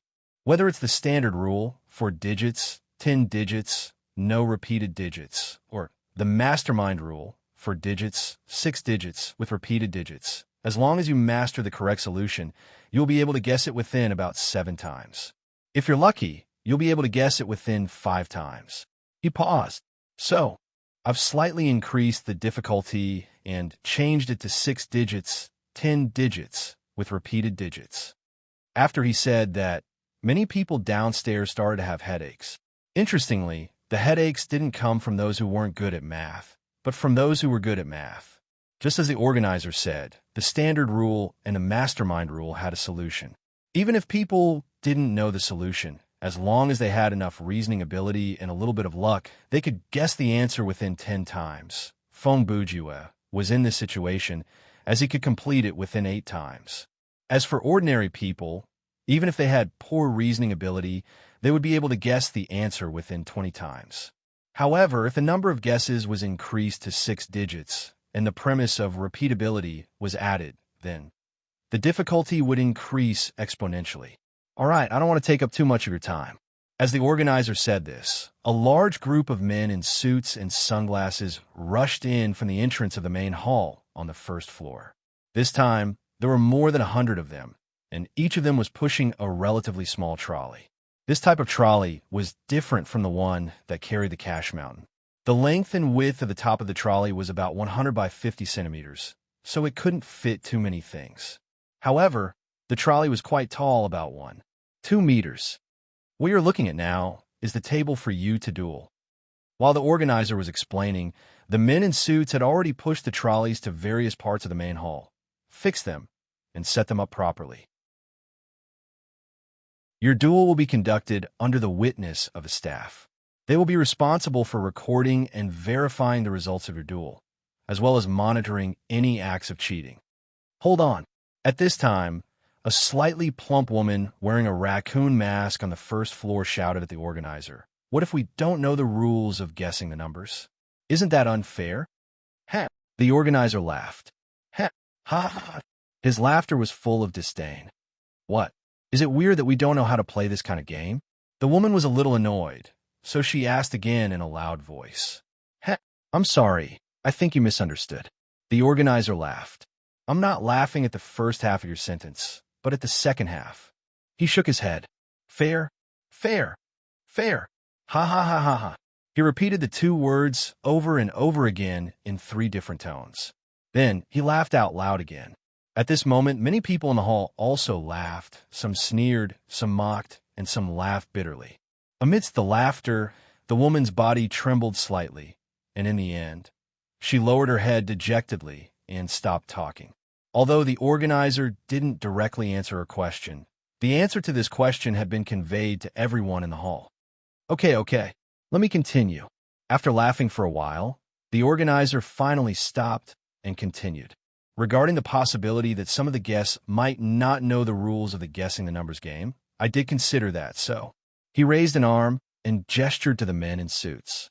On each table, in addition to the necessary paper and pen for the game, I also printed 2 copies of the detailed rules of guessing the numbers with pictures and text. Whether you know the rules or not, you can pick them up and double-check them. At this point, the organizer paused for a few seconds, and then he said, "As for the details, I won't go through them one by one, but there are a few key rules that I think it would be better for me to tell you personally." He cleared his throat and continued. First, each person has to have at least one guessing the numbers duel with 4 different opponents. Of course, there's an exception for those who have used up all their chips. Second, during the duel, the amount of money that the party who calls out each time must not be less than 1% of the total amount of money that they have at the beginning of the duel. If during the duel, a party has no more chips to call out during the round they call out, they will be considered to have lost.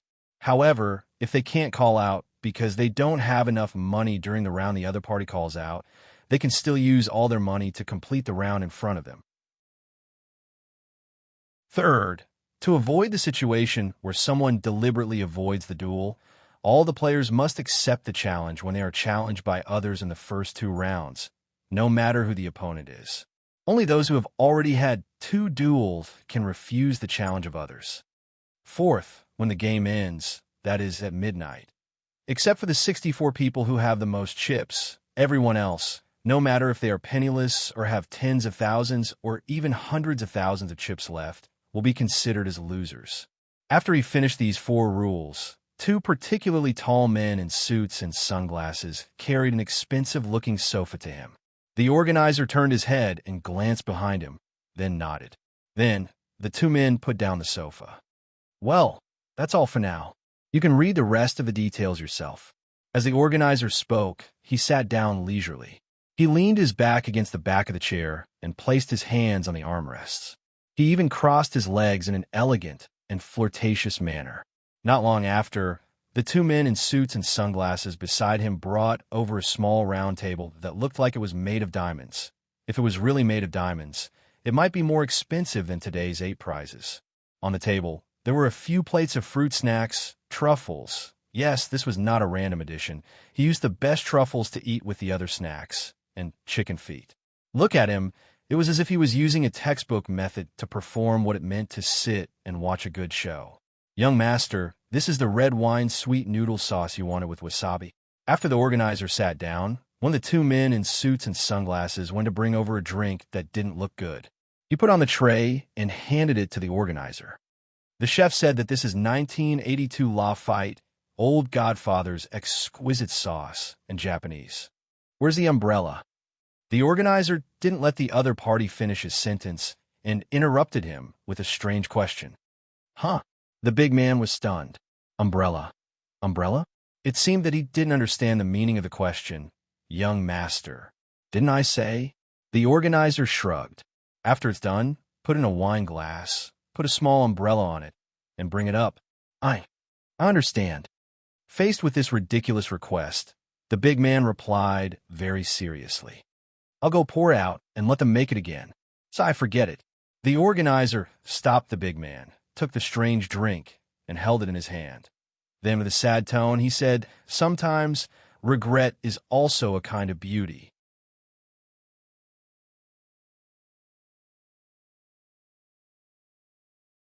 Unfortunately, among the guests present, it would be difficult to find someone who met these two conditions. This was something that the organizer's subordinates had already confirmed when they were collecting information about these people. Because the content of the game was personally thought of and decided long ago, his subordinates would definitely avoid inviting people who would have a huge advantage in a certain game onto the ship.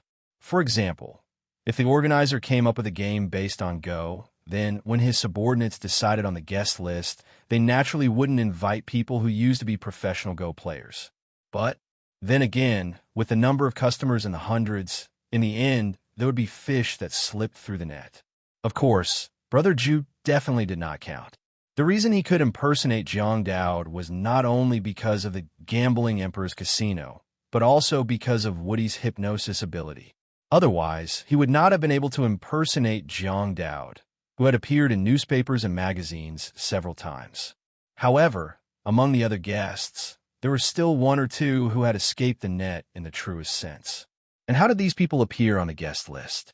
Actually, the reason was not complicated. When the organizer's subordinates investigated a person's background, they would definitely look at the information. For example, if the person was a soldier, then they could infer that the person could at least shoot and drive. For example, if the person was a graduate from a music academy, then they could basically confirm that the person was far more knowledgeable in music than the average person. These were the general circumstances. However, it was not easy to infer things that were not in the information. Let's use Go as an example. Suppose there was a guest who did not have any record of learning Go officially in his personal file, nor did he have any record of taking the amateur test. He also did not have any record of participating in any related competitions or teams.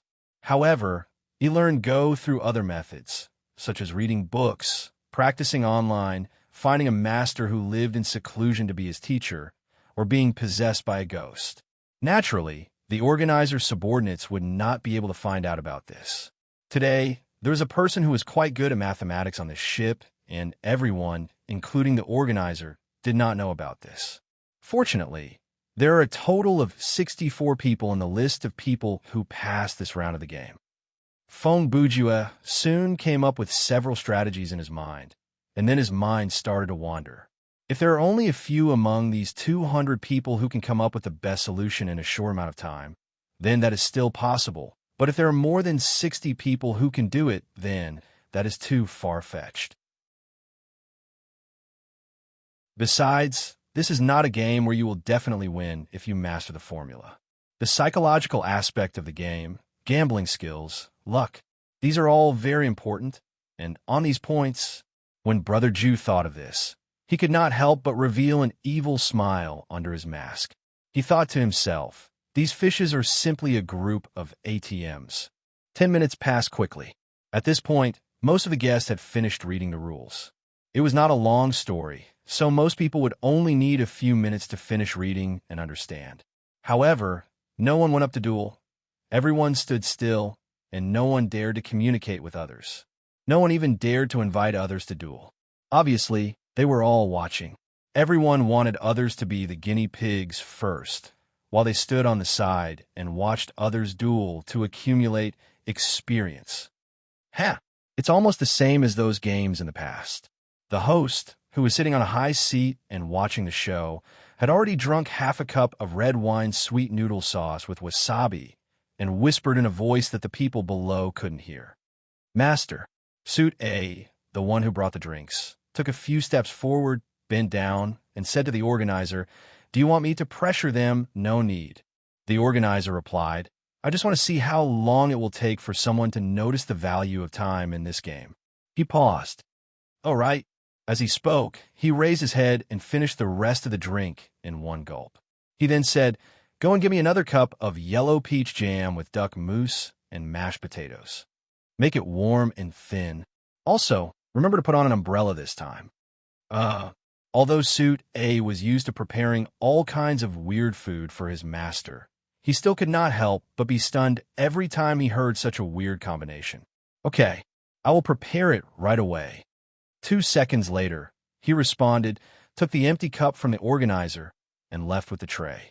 On the other hand, on the first floor, at this time, the atmosphere in the main hall had become more and more tense. Although everyone was trying their best to pretend to be quite natural, in fact, they were all anxiously waiting for someone to break the deadlock in front of them. Damn it. Sure enough, no one wants to go first. Each and every one of them is a cunning old fox. It doesn't matter who, just go ahead and fight. Anyway, just don't challenge me. I don't want to be the first one. TSK. This is so uncomfortable. I want to take off my mask, but if my face is seen in this kind of situation, I want to go and drink some water. But if I do something that will attract attention, I might be targeted. Please, whoever it is, whatever it is, even if someone breaks a plate, make some noise and break this uncomfortable atmosphere. Just at this moment of extreme depression. Bang! The door at the passageway on the first floor was pushed open, and a man in a suit and sunglasses ran in, panting. As he came in a hurry, he did not notice the strange atmosphere in the main hall. After he entered, he quickly found Brother Jew in the crowd. After all, Fong Bujue was the only male guest who was dressed casually, so it was not hard to find him. He quickly walked toward him. "Sir." When he was about to reach Brother Jew, the man in the suit and sunglasses had already reached into his pocket for something. "This is the bendable straw you wanted." After he said that, he took out a whole packet of unopened straws and handed it to Brother Jew. "Please take as many as you need." "Huh." Brother Jew smiled at him. "I want all of these." After he said that, he took the whole packet of straws from the man's hand. Although the man in the suit and sunglasses hesitated for a moment, he didn't stop him because straws weren't valuable or important to begin with. "Okay, thank you, brother." After Fong Bujue took the packet of straws, he politely thanked the man. Then he opened the seal of the packet and took out one of the straws. It was obvious that the straws were of good quality, expensive. After he opened the packet, he saw that each of the straws was individually wrapped. Fong Bujue placed the remaining pack of straws into his shirt pocket and tore open the packaging of the one that he was holding. Then he walked to a round table with champagne, picked up a glass, and poked the straw into it. Throughout the whole process, everyone in the hall was looking at him. Even if some people pretended not to look, their attention was still on him. "So, who should I start with?" After a few seconds, Fong Bujue raised the glass of champagne to his eye level, and then he did not move the glass. At this moment, some people in the crowd suddenly had a change of expression.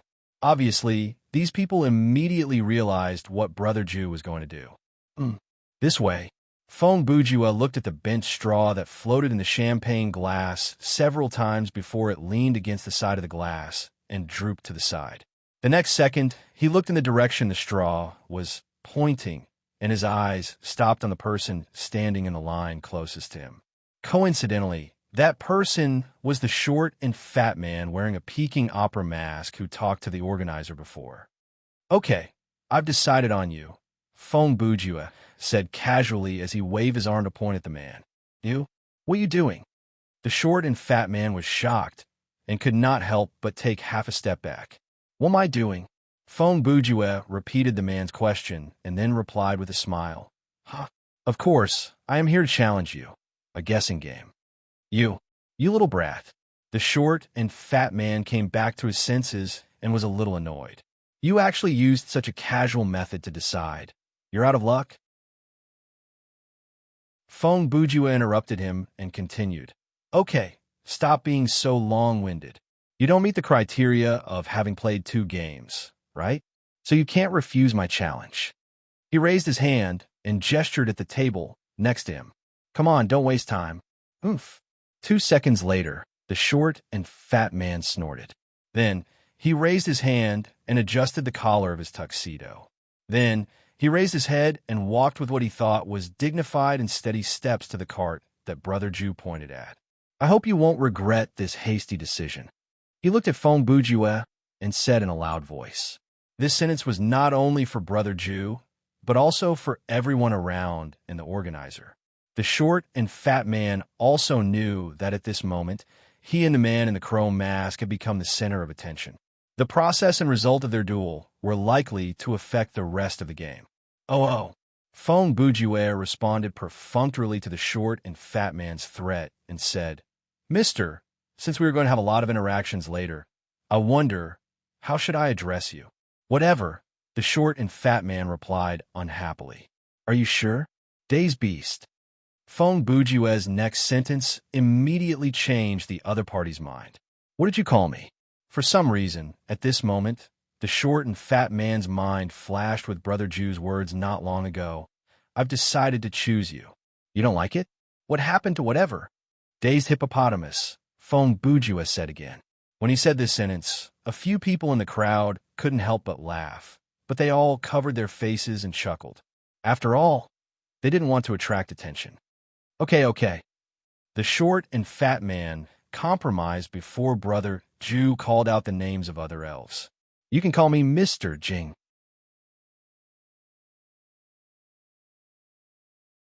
Chapter 1179. Mr. Jing. Fong Bujue immediately understood the meaning of this nickname. Oh, you mean Huadian? In Peking opera, Jing is usually called Huadian. Zheng Jing, Fu Jing, and Wu Jing correspond to the Huadian, Air Huadian, and Wu Air Huadian. Don't talk nonsense with me. Mr. Jing was a little surprised that his brother Jew understood the meaning of his nickname. However, he didn't intend to continue this topic. What's your name? Crow's Mouth? Sure. Fong Bujue smiled magnanimously. You can call me Crow's Mouth. Oomph. Mr. Jing snorted. Then, I'll start with a question. Crow's Mouth. As he spoke, he picked up the paper and pen in front of him. Go ahead. The trolley was about 1.25 meters tall, and for adults who were within the average height range, as long as they leaned forward, they could use their elbows to rest on the table. Fong Bujue answered easily with a cup of drink in his hand and one of his elbows on the table. According to the rules, there were 2 rounds in the guessing game.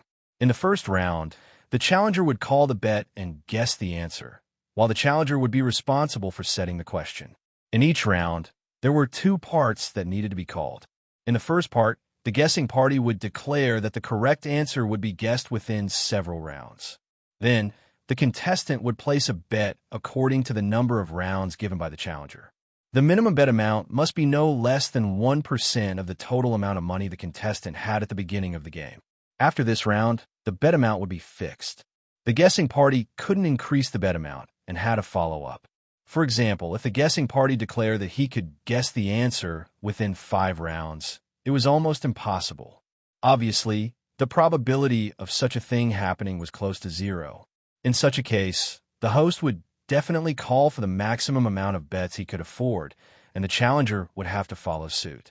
If the challenger did not have enough money, he or she would have to follow the host's rule number 2 and continue the contest. Then, when the game was completely over, the contestant would settle the bet according to the number of rounds. Of course, this kind of situation was unlikely to happen. This was because this part of the bet, which was the part of the gambling round, was generally to give money to the guessing party. As long as the guessing side said an exaggerated number of 100 rounds or even 1,000 rounds in the declaration, it was basically a sure win. Therefore, this part of the bet was called by the question maker. When faced with that kind of number, the question maker would definitely call the lowest bet he could. In other words, after this round, as long as the guessing side didn't lose all their money during the duel, they would be able to get a small amount of money back from the guessing side. This setting was mainly set up to take into account that the guessing side was obviously at a disadvantage in the duel. Then, he looked at the second part of the note. This part was repeated over and over again during the duel. In other words, the guessing side had to place a bet every round. Similarly, the amount of the bet could not be less than 1% of the total amount of money that the guessing side had. The guessing side had two choices. The first was to call, and the second was to surrender. Calling meant that the game would continue. Surrendering meant that the guessing side had admitted defeat. After the guessing side had paid the corresponding penalty, the game would be declared over. If the gambling round rule was to protect the guessing side, then the surrendering rule was naturally to protect the guessing side. Let me give an example. If there was no surrendering option, then all the guessing side could use a very simple tactic to ensure that they would win money. That was, starting from the first round, they would only place the lowest bet in each round. Then, they would bet all their remaining money on the round that they were sure to guess correctly. With this tactic, as long as the guessing side could guess the answer within 50 rounds, the guessing side would be in an invincible position. This didn't include the amount of gambling round before the start of each round. Therefore, there was the surrendering setting. Of course, there was also a limit to the surrendering. Otherwise, the guessing side could also take advantage of this to ensure that the guessing side would win. For example, the guessing side could suddenly surrender after 10 to 20 rounds of the game. In order to prevent this from happening, there was the surrendering penalty. In this guessing game, there were two formulas to calculate the surrendering penalty. The first one was applicable to surrendering within the first 20 rounds. The formula was 10% of the opponent's money at the beginning of the game asterisk, 50 plus the number of rounds completed, percent plus 10% of the opponent's bet in this round plus the basic penalty. The second formula was used from the 21st round onwards. The formula was 10% of the opponent's money at the beginning of the game asterisk, 50 plus the number of rounds completed, percent plus 10% of the opponent's bet in this round plus the basic penalty. The so-called basic penalty was based on the number of rounds. The basic penalty for surrendering within the first 10 rounds was 5% of the opponent's money at the beginning of the game. The basic penalty for surrendering within the first 10 rounds was 10% of the opponent's money at the beginning of the game. The basic penalty for surrendering within the first 11 to 20 rounds was 10% of the opponent's money at the beginning of the game. By the 21st to 30 rounds, the basic penalty would rise to 20% of the opponent's money at the beginning of the game. From the 31st round onwards, the basic penalty would be directly reduced to zero. Another example, in a certain game, both sides had $100,000 at the beginning of the game.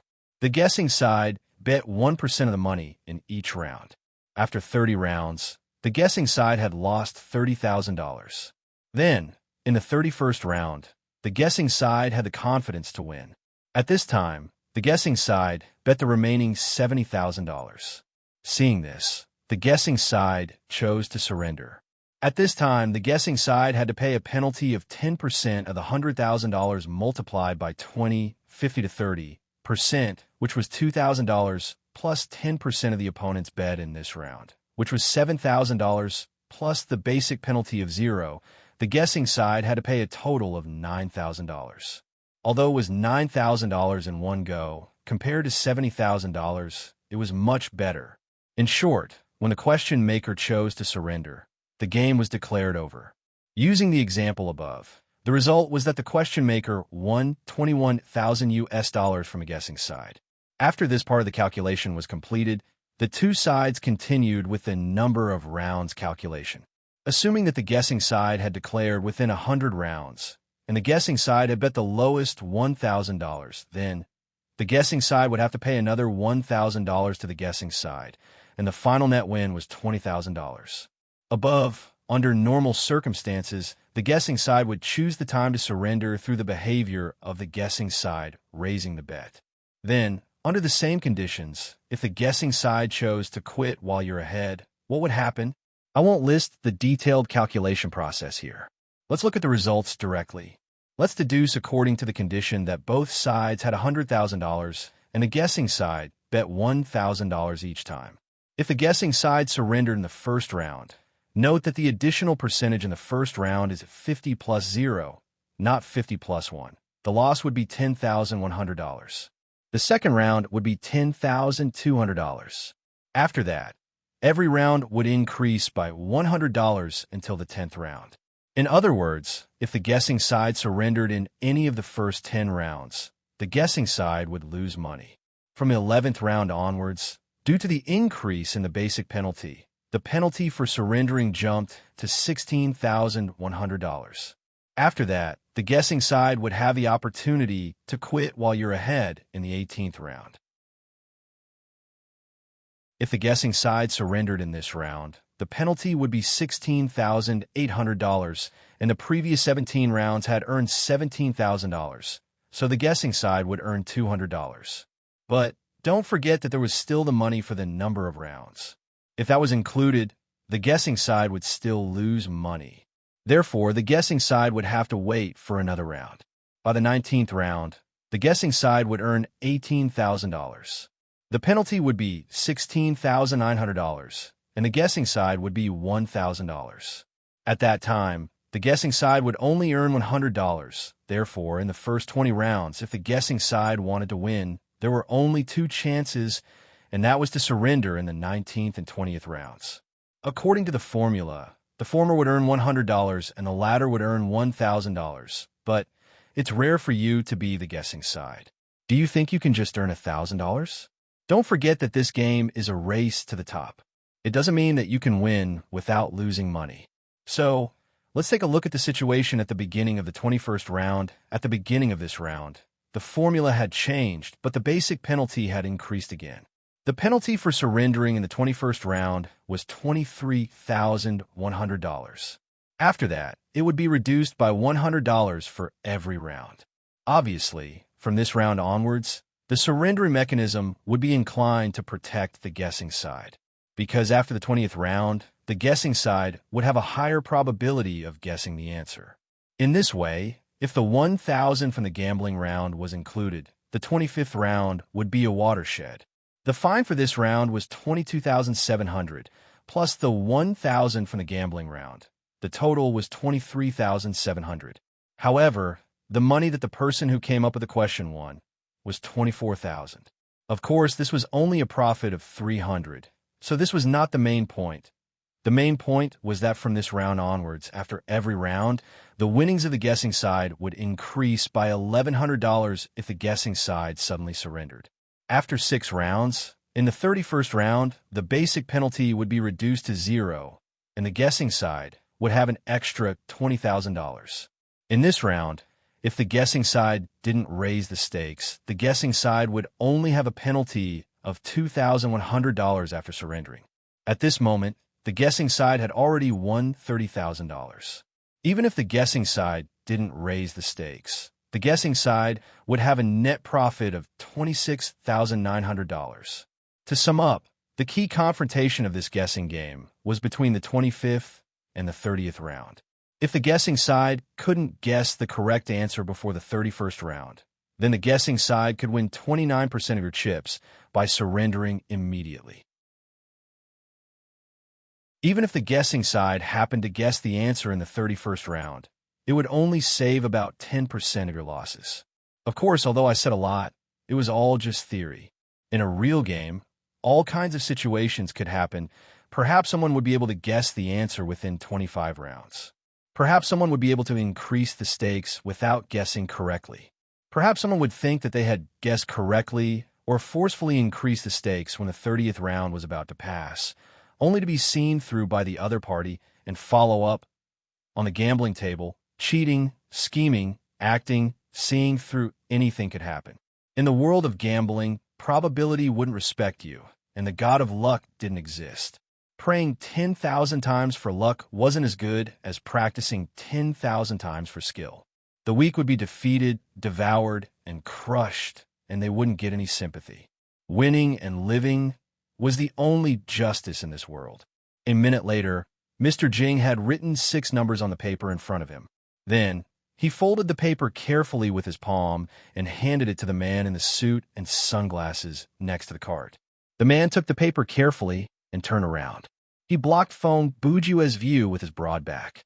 Then, he unfolded the paper and looked at the numbers on it. 2 seconds later, the man in the suit folded the paper again and put it in his jacket pocket. He turned around and stood facing the table again. He then said to Mr. Jing, "Once the number is confirmed, it can't be changed. So, I need to confirm with you. The 6 numbers just now, are they okay?" Yes, Mr. Jing replied firmly. I'm sure. Okay. The man in the suit nodded. You've read the rules, but I still want to emphasize a few points. He paused for half a second and continued. First of all, if you're caught cheating, you'll lose immediately and all the money will go to your opponent. As he spoke, he gestured at a small device on the table. Secondly, this timer on the table is similar to the one used in chess games. It records the time spent by both parties. The total time spent by the guessing player is 45 minutes.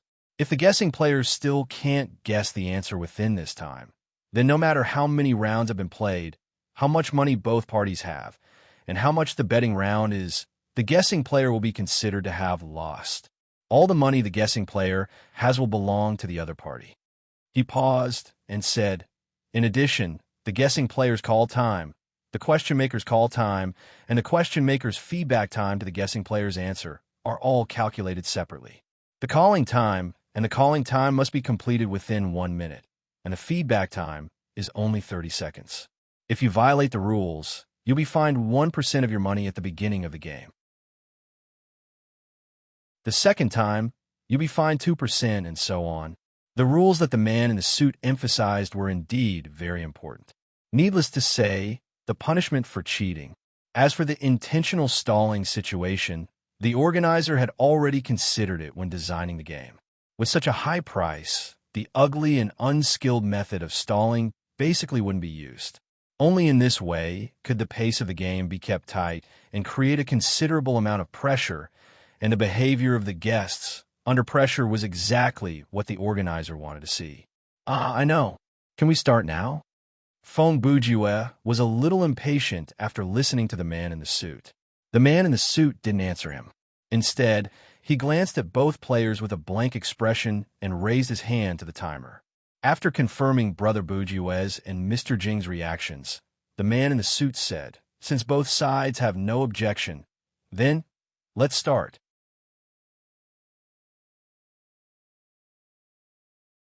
Chapter 1180. 25 rounds. As soon as the man in the suit and sunglasses finished his sentence, Feng Bujue had already completed the round declaration. Undoubtedly, he had decided on this number a long time ago. This kid, he only said 25 rounds. Mr. Jing thought to himself. That's a little too few. Although Mr. Jing had read the complete rules like Brother Ju, he didn't do a detailed calculation of the surrender penalty.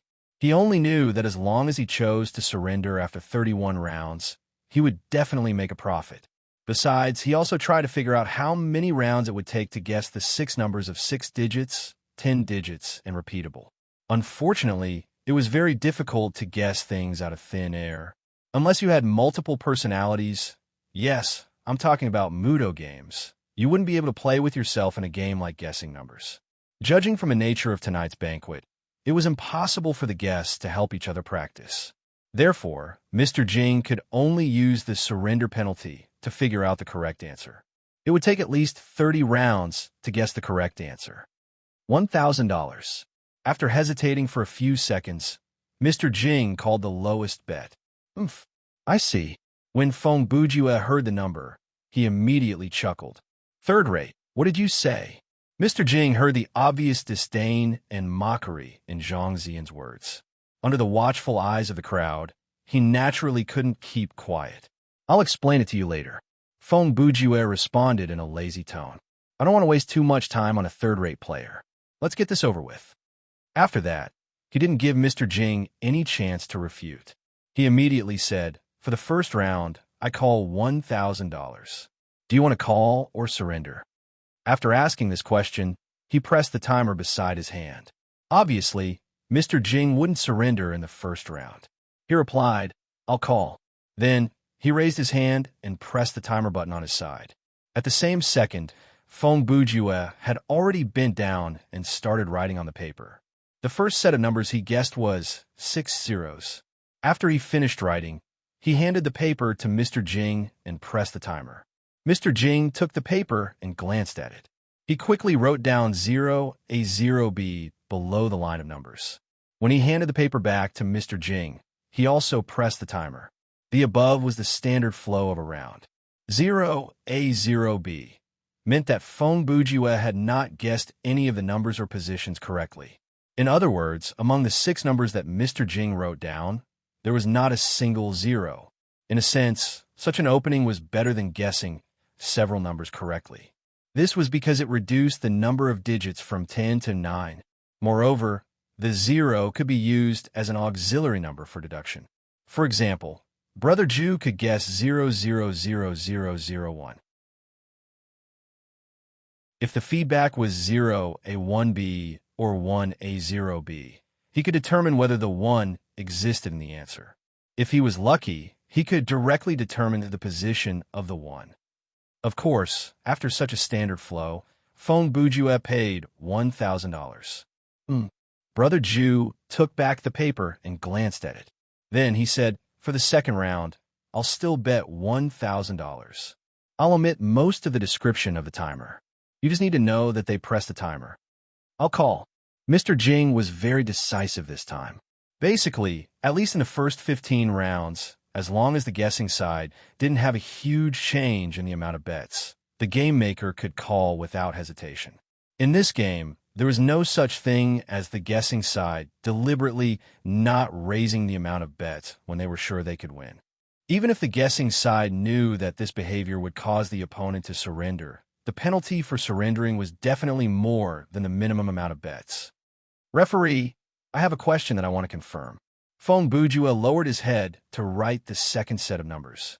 He suddenly spoke to the man in the suit and sunglasses next to him. "Go ahead." The man in the suit responded immediately. "About what you just said, if you're caught cheating, you'll be immediately disqualified." Fong Bujue asked a surprising question in a calm tone.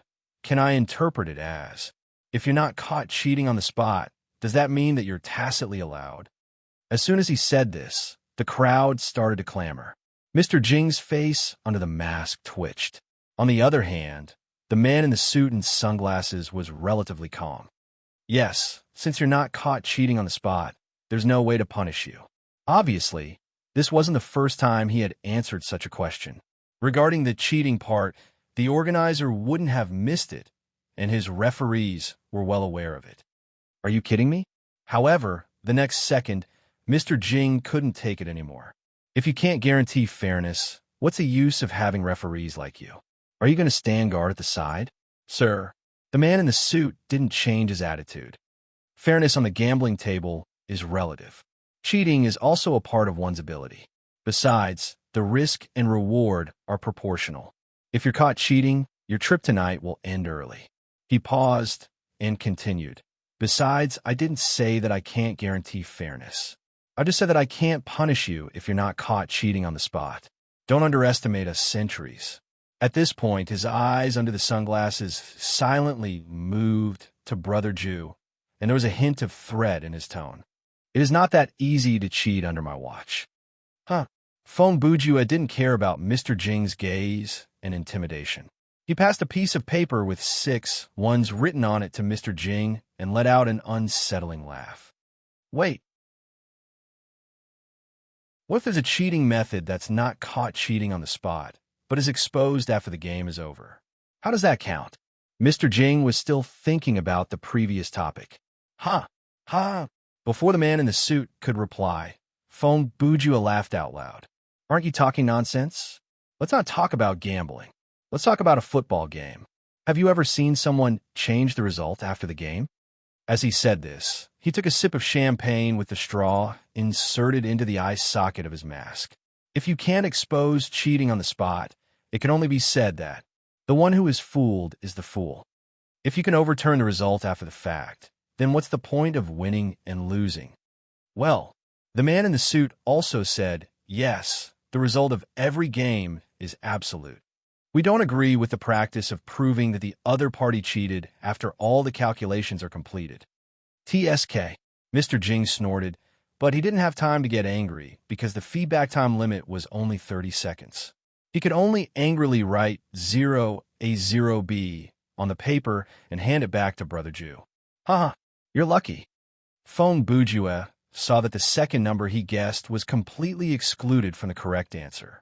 He was very happy. With this opening, the answer can be solved in about 20 rounds. he pretended to be talking to himself and said the second half of the sentence in a low voice. He deliberately let Mr. Jing hear him.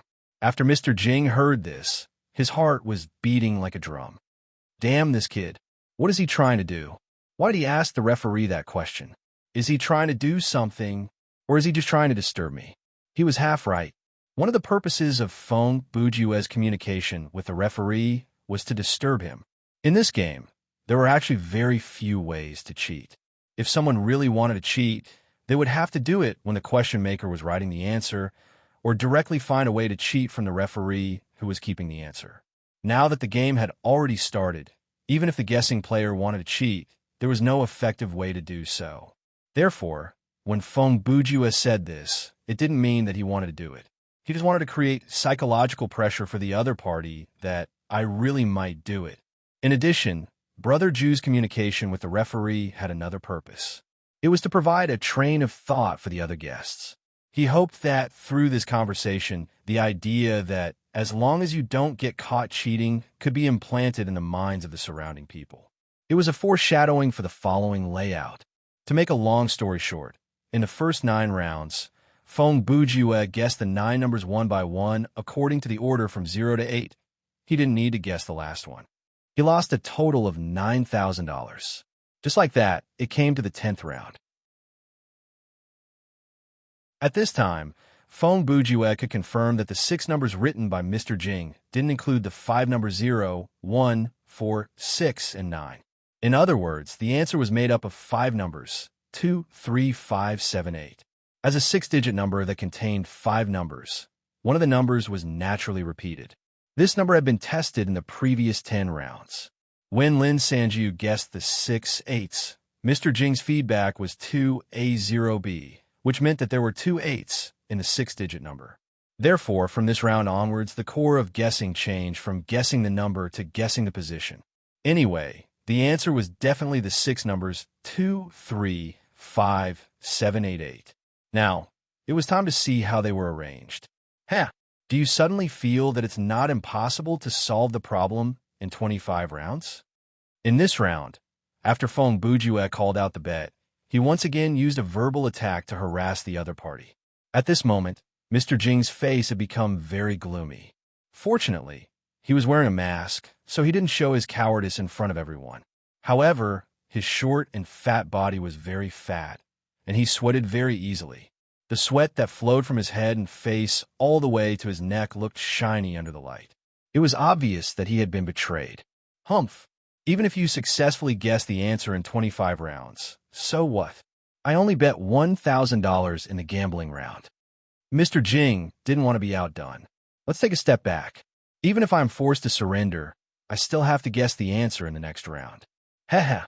He forced out 2 dry laughs and said, "Speaking of which, I have to thank you for giving me a good guess." Sigh. Feng Bujue shook his head and let out a long sigh. After all, he's just a third-rate gambler. He shrugged. I only lost by a small amount, and there's still the next round. It's very dangerous to have this kind of thinking at the gambling table. He paused for half a second. When you come to your senses, you have been retreating under the influence of this kind of thinking. You're standing on the edge of the cliff. At that time, when you are faced with the pressure of one more step back and you will die, you will collapse completely. Or you will fight until your head is broken. This kind of person, he snorted coldly. Humph! This is what we call a fish in water. Cut the crap. Mr. Jing shouted impatiently. I'm in. Let's start guessing. Round 10. He went back down here. However, his tough attitude was just to cover up the fact that he had no confidence. Let's not talk about the huge gap between Mr. Jing and Brother Ju in terms of gambling. In terms of calculation, Mr. Jing was quite bad. Not to mention the calculation of the number guessing game itself. He couldn't even calculate the chips and the penalty. If this kind of person didn't lose, then it would be unreasonable. 12 minutes later, the game was still going on. It was the 21st round now. After guessing for more than 10 rounds, Mr. Jing's confidence was boosted. So far, Feng Bujue's best guess was 2A/4B. Looking at Brother Ju's serious face, Mr. Jing couldn't help but laugh proudly. What's wrong? Where's your arrogance just now? He raised his head and sneered. You said I'm a third-rate gambler? So what? You talk so much, but after guessing for so long, it seems that you are still far from the answer. At the same time, next to the railing on the second floor. Humph! What an idiot. The organizer sneered softly. He doesn't even know that he's done for. At this time, the two men in suits beside the organizer had brought him a telescope and a tablet device that could be connected to all the cameras in the main hall. The organizer could clearly see what the two men had written on the paper through the images transmitted by the tablet. A piece of trash who can't even detect the existence of the escape round actually chose to accept protection. The organizer then read, "This kind of person really has no value other than his organs." Young master, Manby reminded him, I think this Mr. Yan can only choose to accept protection because what he faces outside is not just a simple debt, but also a prison sentence. Man A added, Mr. Yan's superior is a criminal who was recently investigated for corruption. As one of the people on that line, he has made a lot of money. Now, he urgently needed a large sum of money to build some connections and by the result of a transfer punishment for himself. Otherwise, he will have to go to prison. I see. Bureaucrats. The organizer rested his chin on one hand and put down the tablet in his hand. This is not going to be easy. His thoughts had already jumped to other places. Looking at his condition, there's an 80% chance that his liver and stomach won't meet the requirements for the transplant. That's a six-figure loss. Let's not talk about the organizer's calculation. Let's look back at the gambling table. In the face of Mr. Jing's provocation, Feng Bujue was silent for a few seconds. Then, he said something that surprised the other party. I'll bet all my remaining money in this round. 80,000.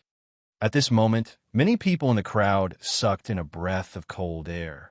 Mr. Jing's smug expression instantly froze, and it turned into an inexplicable embarrassment and fear. WH. What? 2 seconds later, Mr. Jing reacted. So far, you have only guessed 2A correctly, but that's very normal. Feng Bujue interrupted him. Take your number as an example. It's not too difficult to figure out how many permutations there are in total. Note, because I can't make a corner mark here, I can only do it like this. Using the idea of C16 asterisk A55, C26 asterisk A44, or the shortcut of A662 to calculate it. Anyway, the answer is 360 possibilities. The difficult part is how to eliminate the 359 incorrect combinations. With such a large base, even if there are hints of how many and how many Bs there are, it's still difficult to figure out the correct answer in 10 rounds. To put it bluntly, it still depends on a little bit of luck. He paused for a few seconds. Of course, if you can understand my reasoning, then you should have noticed that as early as 3 rounds ago, I was very close to the answer.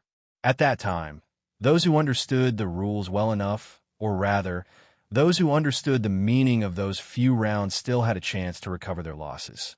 However, you're obviously not that kind of person. What are you talking about? What do you mean by those few rounds? Aren't the rules obvious? Mr. Jing started to panic. No matter how slow he was, the aura of victory that Feng Bujue exuded had already been transmitted to him. When I was betting on the number of rounds, I deliberately chose 25 rounds. However, your reaction showed that you knew nothing about the meaning of this round. Feng Bujue was still talking. At that time, I have already confirmed your level. He spread his hands and chuckled. Generally speaking, you don't even know how to play this game. This can be seen from the fact that you gave up the chance to escape from those few rounds without knowing it, and you were completely clueless about my reasoning. Feng Bujue finished all the champagne in his glass. He paused for a while and said, Okay, don't just stand there. 1 minute is almost up. Huh? In a panic, Mr. Jing's decision time had reached the last 5 seconds. When he looked at the timer, his mind was still a mess. What the hell is this kid talking about? I don't understand. Is it a bluff? If it is a bluff, then I only need to grit my teeth and kill him. But what if? 3, 2. On the other hand, Feng Bujue had started to count down loudly. Finally, Mr. Jing closed his eyes and pressed the timer. At the same time, he shouted angrily, I surrender.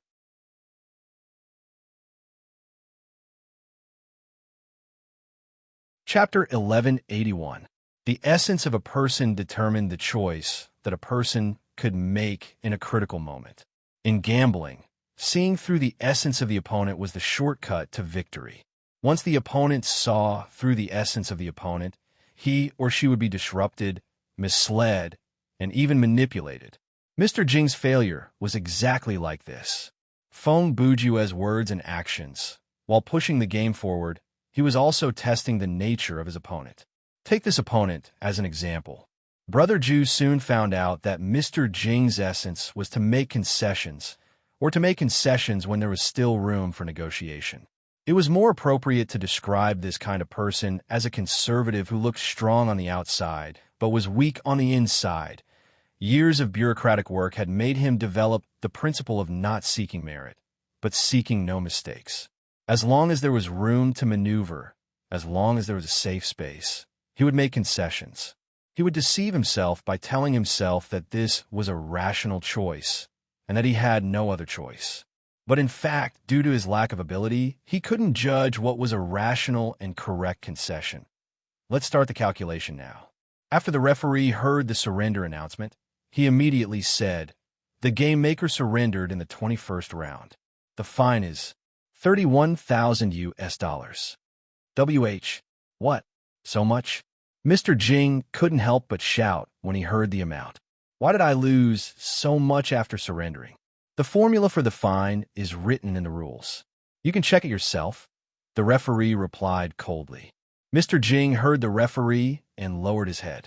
He picked up the printed paper with the rules from the middle of the cart and found the relevant content.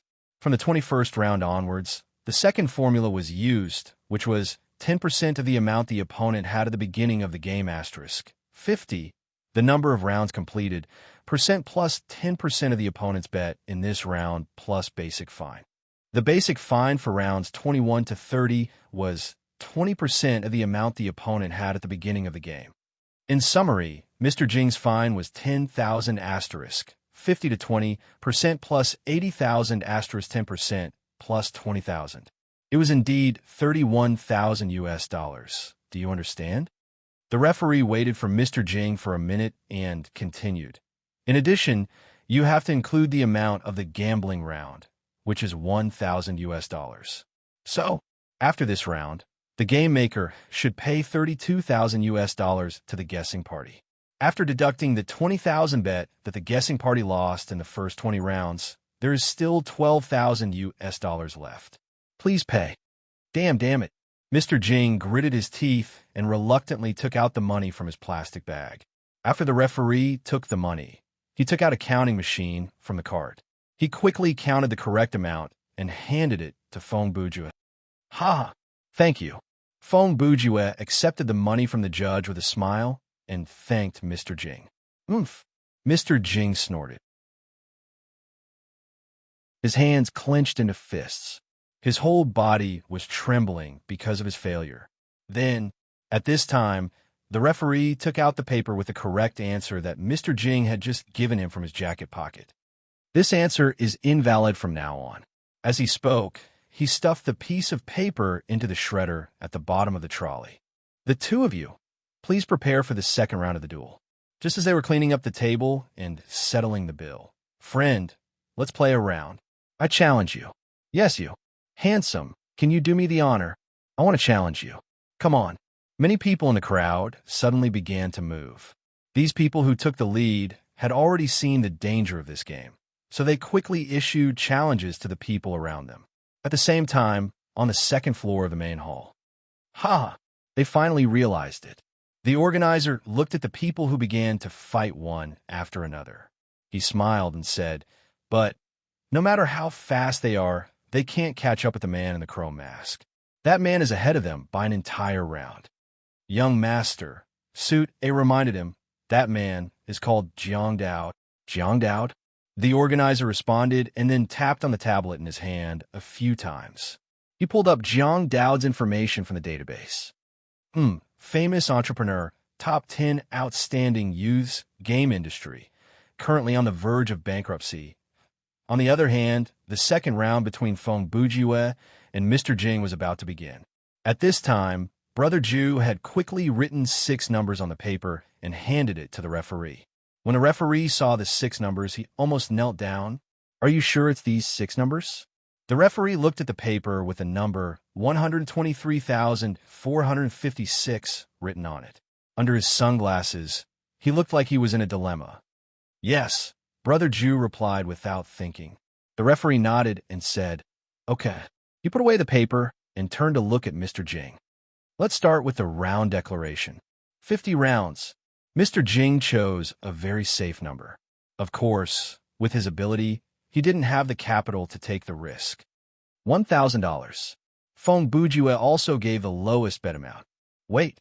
Mr. Jing immediately raised his voice. "This bet amount is wrong, right? You have $112,000 in cash. You have to bet at least $1,120. Humph." Feng Bujue chuckled. "Why don't you read the rules again?" "Huh?" Mr. Jing was stunned. "Then, you want to read the rules again." He was dumbfounded again. The rules said that in the gambling round, the minimum bet amount of the contestant can't be less than 1% of the total amount of the contestant's cash at the beginning of the round. Please note that the term "this round" was used here, not "this round." This concept was no doubt different, because a round consisted of 2 rounds. Just like what this gentleman said, the referee said. A few seconds later, the referee also spoke. "The minimum amount of money for the gambling round is calculated according to the proportion of money held at the beginning of the duel. Otherwise, if a guessing party loses in the first round and only has a few $100s left, then wouldn't it only cost him a few yuan to place a bet in the second round as the question maker?" "TCH," Mr. Jing sneered. Okay, 1,000 it is." He held the pen and looked ready to go. "For the first round, I call for $880. Are you in?" Mr. Jing had $88,000 in cash in this round, and the minimum amount of money he had at the beginning of the round was calculated according to his total amount of money at the beginning of the round. Therefore, the amount of money he had to call was lower. "I surrender." To his surprise, the next second, Feng Bujue used a very calm tone to say that, when he said this, Mr. Jing had already written 2 zeros on the paper. "You bet." "Huh?" Mr. Jing didn't react until he finished writing 6 zeros. "What? You surrender?" Feng Bujue ignored him. He looked directly at the referee and said, "Mr. Referee, let's settle the bet." "I see." The referee thought to himself, this kid planned to surrender in the first round, so he could have written anything. So, the referee calculated for a few seconds and announced, "The contestant surrendered in the first round. The fine is $8,888. When Mr. Jing heard this number, he didn't question it because he had just reread the rules, so he knew that this number was correct. Since Feng Bujue surrendered in the first round, he referred to the first set of formulas, which was 10% of the opponent's cash at the beginning of the round asterisk, 50 plus the number of rounds completed, plus 10% of the opponent's bet amount in this round plus the basic fine. The basic fine for rounds 1-10 is 5% of the opponent's cash at the beginning of the round. After substituting the numbers, it was 8,800 asterisk, 50 to 0% plus 88 plus 4,400. Including the amount of the gambling round, the total is $9,888. The referee looked at Brother Ju and said, "Please pay." Feng Bujue took out a stack of money and handed it to the referee. He said, "What about the change? We have prepared for it." When the referee responded, he took out a small box from the locked part of the cart. The box was stuffed with several small denominations of banknotes. To make a long story short, the guessing game between Feng Bujue and Mr. Jing was over. In the end, Feng Bujue only won $2,112 from his opponent, even though he didn't win much. But seeing this, the spectators finally realized the importance of the total amount of cash held in this game, because the gambling round was based on how much money one had at the beginning of the round, while the surrender fine was based on how much money the opponent had at the beginning of each round. When the player was the guessing party, the higher the total amount of cash held, the higher the opponent's penalty would be. Conversely, the less cash one had, the less the opponent could pay. From this point of view, the challenger was undoubtedly in the dominant position because the challenger could act as the guessing party first.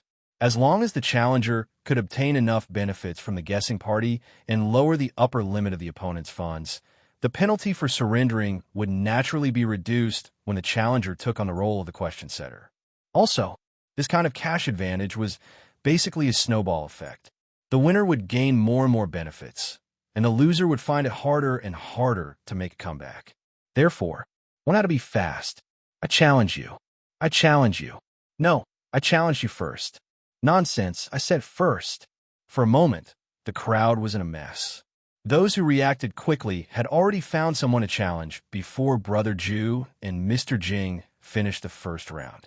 As for the slow guys, or rather, most people, they didn't react until they saw the second round. They were eager to challenge each other, and everyone wanted to be the guessing party first. This kind of scene was commonplace for the men in suits and sunglasses. They were familiar with how to deal with it. Everyone, calm down, don't argue. The two people who need to challenge, please come to the table first. The two of you, please come to the table. Calm down, please come to me. Under the persuasion of the men in suits, the people who were arguing came to the table one after another. Then, the men in suits took out their tablets one after another and accessed the real-time recording to determine who was the one who had issued the challenge first. On the other hand, you win this time. After Mr. Jing took back the $9,888, he said to Brother Jew, "Our mountains and rivers are alike, no more." Feng Bujue didn't even let him finish. He interrupted him and said, "People like you are destined to not leave this ship tonight."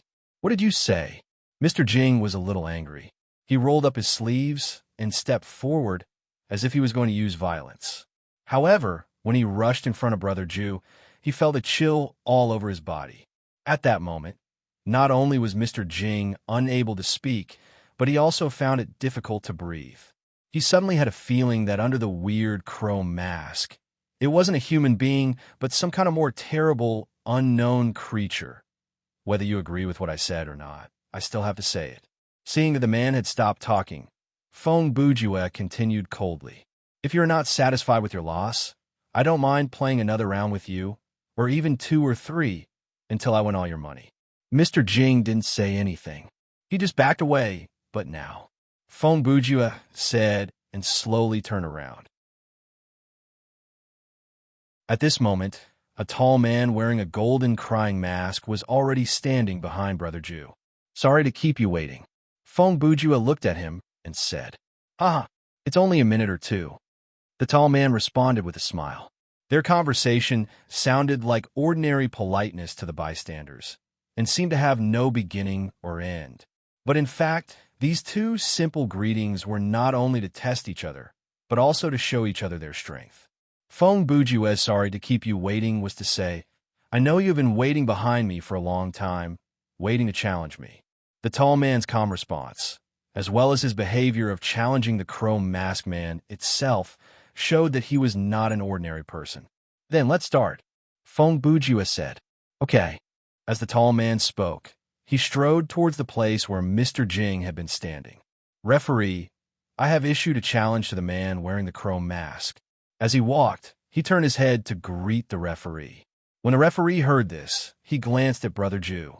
Although he was wearing a pair of sunglasses, Lin Sanjiu could feel that he was looking at him with a questioning gaze. "Why are you looking at me?" Feng Bujue replied, "This is my second duel. Before this duel, I can't reject the challenge, right?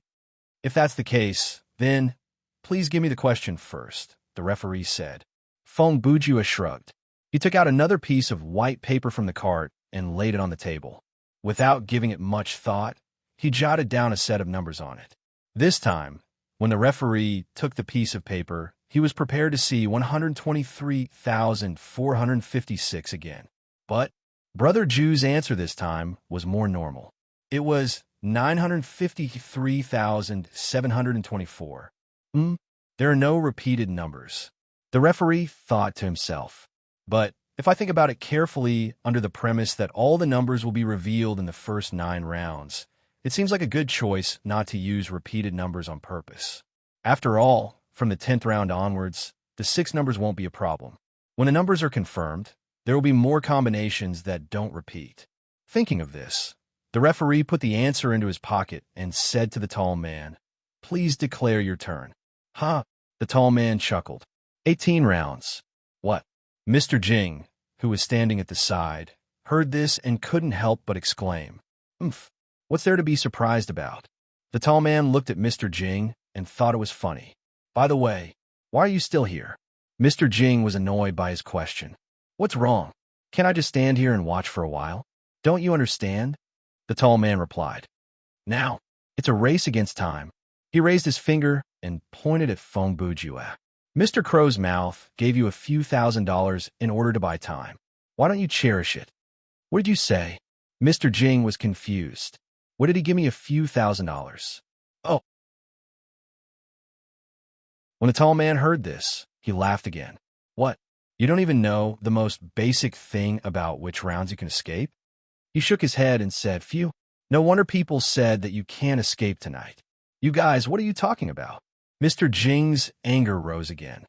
"If you have something to say, just say it. Don't beat around the bush." Sigh. The tall man sighed and explained, "Then I'll give you an example. Let's say that the gentleman played with you for a while, for example. He suddenly surrendered in the 19th round. You can calculate the difference between the fine and the bet you paid at that time. This kind of mental calculation that even elementary school students could do, Mr. Jing could still do it. He looked down at the formula on the rules and calculated it immediately. 10 seconds later, Mr. Jing's face suddenly changed. He murmured, "The starting bet of $880 for 18 rounds is $15,840, and the fine for surrendering in the 19th round is $14,872. I didn't win any money, but I lost $968. "That's right," the tall man said. The tall man continued, "However, you still have the $1,000 from the bet, so you can still make $32. Because the starting bet for the bet is fixed at $1,000 when Mr. Jing guessed that Feng Bujue was still losing money in the 19th round. He had to wait until the 20th round to make a profit. But it's still a far cry from the $9,888, right?" He paused for half a second and said, "What if he waited until the 20th round to surrender?" "You don't have to calculate it. Let me tell you, even if you include the $1,000 from a bet, you still lost $760. He smiled, although Mr. Jing couldn't see it. This is the so-called escape round. For the person who came up with the question first, this is very important, but you didn't take advantage of it. When you were the one who came up with the question, if you surrendered 1 or 2 rounds earlier before the opponent raised the bet, even if you couldn't win much money, at least you wouldn't have lost a few $1,000s. I. Mr. Jing clenched his teeth regretfully under the mask and muttered gloomily, "If only I'd been 1 round earlier." "Don't make that assumption." The tall man interrupted him. "I advise you to find a place to calculate the fine and the profit in each round. Then, while everyone still has to accept the challenge, finish your second round. As for the game we're going to play," he looked at Brother Jew, "it's not a game that people like you can participate in."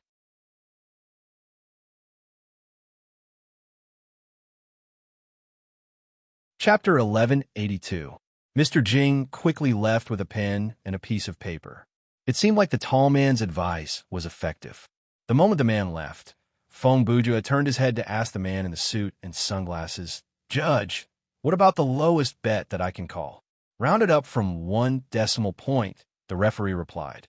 "For example, if you have 102,112 gold, 1% of it would be 1021. 12, you could drop the rest. So the lowest bet you can make in the gambling round would be $1,021. "Okay, I'll bet on this amount," Feng Bujue replied immediately. "Oh." When the tall man heard this, he immediately replied in a provocative tone, Hey, Mr. Crow, I only declared 18 rounds. Is there a need to be so conservative?" Brother Bujue didn't answer him. Instead, he asked, "How should I address you?" "Ha! That's easy. The tall man raised his hand and pointed at his golden, crying mask. You can call me Gold Face Worry. Gold Face. The next second, Feng Bujue continued. With your ability, you should have known the strategy of this game when Mr. Jing and I played the first round. At that time, you could have picked anyone you want to challenge. After 2 rounds, you could have won at least 10 to 20,000 USD. He paused for half a second. But why did you challenge me? Humph. Goldface sneered. It's simple. As he spoke, he looked at the organizer on the second floor. There are only 8 winners in tonight's banquet. Indeed, I am confident that I can get into the top 64 in this first game. But there are other games after this. I have to think about what to do next. Feng Bujua chuckled. In other words, you are very confident about this first game.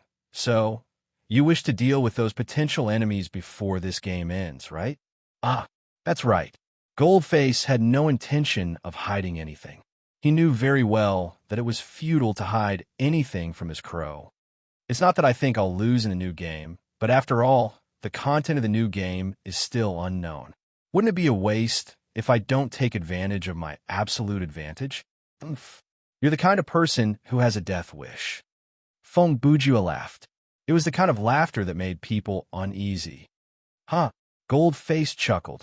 You still haven't answered my initial question, Mr. Crow. He changed the topic. You and I both know that the survival round is between the 19th and 20th round. In order to win, I even bet the round declaration on the number 18. In the face of my sincerity, are you only willing to pay 1,021 US dollars? Yes, that's the price of your sincerity. Feng Bujue was unmoved. Time is precious. You'd better start guessing. He glanced at the timer. Don't forget, the time we are talking now is your 45 minutes of guessing time. Okay, then I'll start. Goldface Scowl pretended to be very disappointed and then began to guess. The two of them moved quickly. Whether it was calling, guessing, or giving feedback, they did it without thinking. In just 4 minutes, the first 9 rounds were completed. In the first 9 rounds, Goldface's guessing method was the same as Feng Bujue's. Therefore, by the 10th round, he had already guessed the 6 numbers written by his brother Ju. They were 2, 3, 4, 5, 7, and 9. And the money he lost was 9,000 US dollars. So, he used the non-repeating 6 numbers? When calling for the 10th round, Goldface said worriedly, just as I expected. He looked up at his brother Ju. You have already mastered the guessing method of this game. You know very well how to increase the opponent's guessing steps. You also know the most efficient guessing method. Speaking of this, Goldface tilted his head. Humph. When you were playing with Mr. Jing just now, you deliberately didn't use the best method. Instead, you used another indirect method of elimination to solve the problem. In this way, the opponent would have the illusion that you were still a certain distance away from the answer. He spread his hands and said in a helpless tone, in the end, the third rate who didn't know anything fell into the trap. Until the 20th round, he still thought that you, who had only guessed to, at most, were at least 5 or 6 steps away from the answer. As a result, he missed the escape round. Are you done babbling? Feng Bujue said, it's almost time to call for bets. I'll still bet 1,000 US dollars for this round. Goldface deliberately waited until the timer reached the last second before calling out his chips and pressing the switch. Very well. The moment Goldface called out his chips, Brother Ju said, I surrender. Goldface was obviously stunned this time. A second later, Feng Bujue called out to the referee, who was also a little stunned. Referee, let's settle the score. The referee had been hosting this kind of gambling game for a long time, so he was very fast at calculating the score. The game maker announced his surrender in the 10th round. The fine is 11,000 US dollars, plus the 1021 for the gambling round, minus the 9,000 US dollars that the guessing side lost in the previous 9 rounds. The final score is 30-21. The game maker, please pay. Before he even finished, Brother Ju had already started to pull out the money. You, as the cashier, Goldface Scowl looked a little annoyed. You're really watertight, Humph. Feng Bujua shrugged and snorted. If Mr. Jing is third-rate, then you're second-rate. You? Goldface was about to say something, but stopped. After 2 seconds, he said in a fierce tone, "Are you trying to provoke me? I won't fall for it. The characteristic of a second-rate is that you think you're smart." Feng Bujua ignored his words and continued. "For example, just now, you deliberately chose to blabber a lot before the 10th round and waited until the last second to press the timer. Do you think you're shooting the buzzer in basketball?" He mocked. On the surface, you tried your best to put on "I'm not in a hurry" look. At the same time, you used words to distract the opponent and try to make the opponent anxious. He mimicked Goldface's posture and spread out his hands. Although your tone and body language are on point, the more you act like this, the easier it is to expose your true intentions. "Don't be so arrogant and criticize me," Goldface said unhappily. "As long as you've done the math, you'll know. The 10th round is a second-rate escape round. Although compared to the 19th and 20th rounds, you'll lose more money if you surrender here. But before the 11th to 20th rounds, if you already feel that the situation is not good, this is your last chance to escape." As he spoke, he raised his voice. "In my opinion, you're just afraid that I'll guess the answer in the 10th round and suddenly raise the stakes. So at the beginning of this round, you plan to escape in the 10th round." While the two were talking, the referee had finished calculating the money, destroyed Brother Jew's answer sheet, and cleaned up the table. Now, the preparations for the second round were ready. At the beginning of this round, the ratio of the funds of the two sides was Feng Bujua, $99,091. Goldface, $103,021. "You can think of it that way," Feng Bujua said. "Anyway, set the question." "Oomph." Goldface snorted gloomily. He wrote 6 numbers on the paper and handed it to the referee. "Are these 6 enough?" The referee still had to confirm with him, as usual. "Yes," Goldface replied. "Okay." The referee looked at Brother Jew again. "Then, the guessing side of the second round. Please make your declaration." 1 million. Feng Bujua didn't even think about it. He opened his mouth and said an extremely exaggerated number. When the referee heard the number of rounds, the corners of his mouth twitched twice, but he didn't say anything. After all, the guessing time was only 45 minutes. No matter how many rounds it took, the guessing side would lose completely. "TSK, I'll bet 1,000 USD. When Goldface saw the number of rounds, he naturally didn't have anything to think about.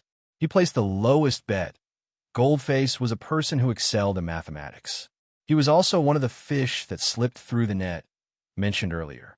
Not long after he read the rules, he had already calculated the optimal solution in his mind.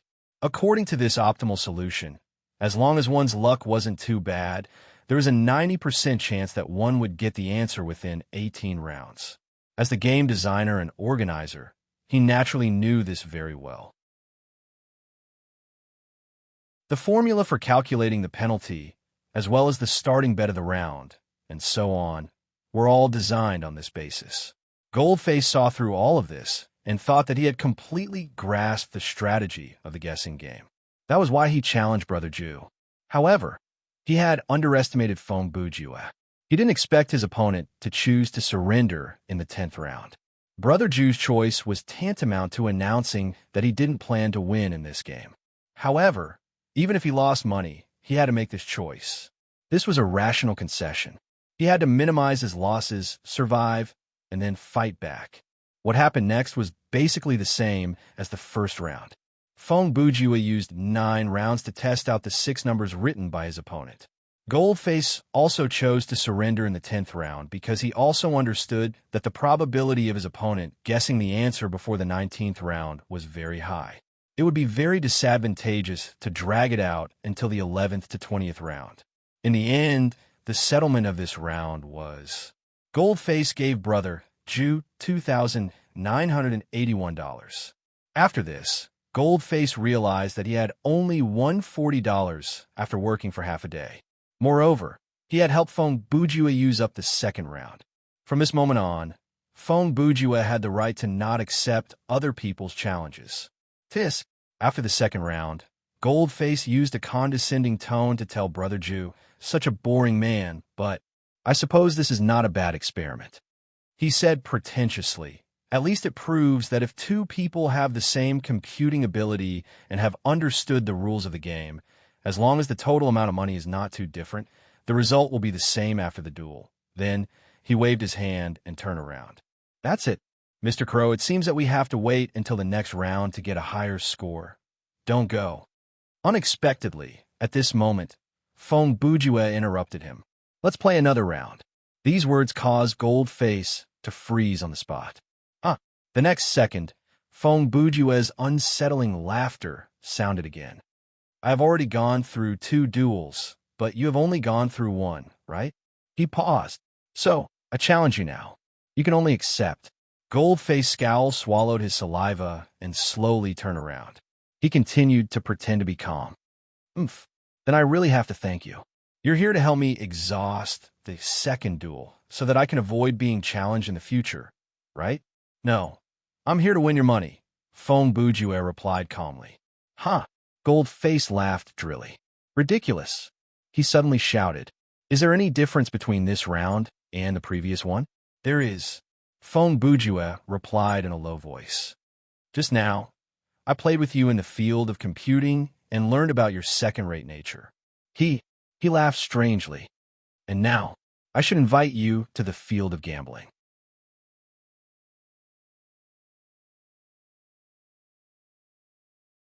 Chapter 1183. When Goldface returned to the table, the referee had already tidied up the table and was ready to start the next round. Puffed. How boring. Goldface picked up a pen and paper and said unhappily, What do you mean by the realm of gambling? Do you think we're filming a movie? Do you know the probability of encountering a straight flush or a 4-of-a-kind situation when playing 5-card stud in real life? Cut the crap and write the answer. I've wasted enough time on a second-rate player like you. Fong Bujue did not intend to let Goldface finish his sentence. Instead, he interrupted him in an almost rude tone. Goldface heard this and snorted. He finished writing his answer and handed it to the referee. The referee took the answer and looked at it. Then, he confirmed it with the question maker, as usual. Then, he signaled Fong Bujue to announce the turn. Oh, I see. However, Brother Jew did not announce the number of rounds immediately. Instead, he took his time to look at the judge and then at Goldface. He used an ambiguous and strange tone to say, So, these are the numbers. It does sound like a choice that you would make. What are you talking about? Goldface glared at Brother Jew and responded in an unfriendly tone. What's with this you already know the answer tone? Are you trying to say 7 turns? Fong Bujue interrupted him again. I declare, give me the answer in 7 turns. What? At this moment, Jean Minsho, who had always maintained a calm demeanor, finally couldn't help but reveal the surprise in his heart.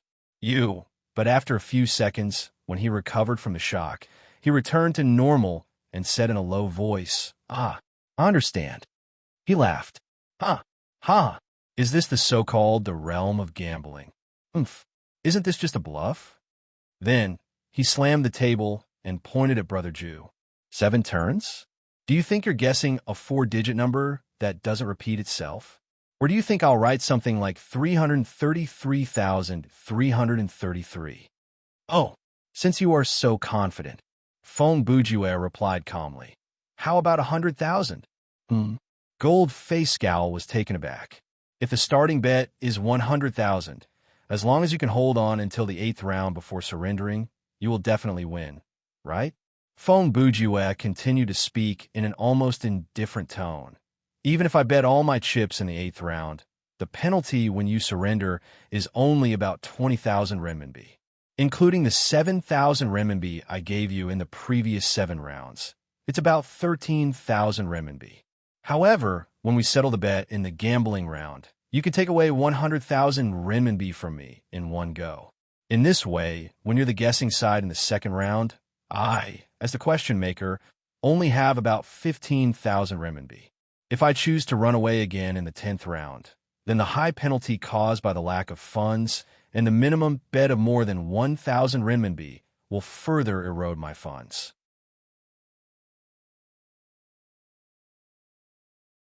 What he said almost cleared Gold-Faced Scowl's account.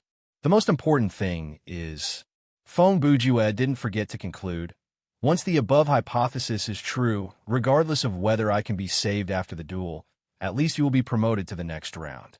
By then, not only will you have completed 2 rounds of duels and obtain immunity, but you will also have nearly 200,000 renminbi of funds. In this way, you will have a huge advantage in all the subsequent challenge rounds. On the other side, Gold-Faced Scowl was quickly analyzing the situation while listening to Brother Jew. The conclusion he came to was the same as Brother Jew's. This guy, is he crazy? Gold-Faced Scowl thought to himself. Why is he telling me this? Playing hard to get? Retreating in order to advance? No, he was digging his own grave. Although his words made others feel that there was some kind of trap hidden in this situation, but, it's impossible to deduce the answer in 7 rounds. I'll bet 100,000 renminbi. A few seconds later, just as the betting time was about to run out, Gold-Faced Scowl pressed the switch on the timer and used his ear-piercing, high-pitched voice to call out to the referee. Ha! Ha ha ha ha! Fong Bujue laughed then, and the laughter was not just unsettling, it was chilling to the point where one could not help but shiver. Gold-Faced Scowl didn't know why. Before the opponent's unreasonable duel, he should have been the one with the absolute advantage, but he felt a little scared. He had a feeling that the man under the crow mask had some kind of plan.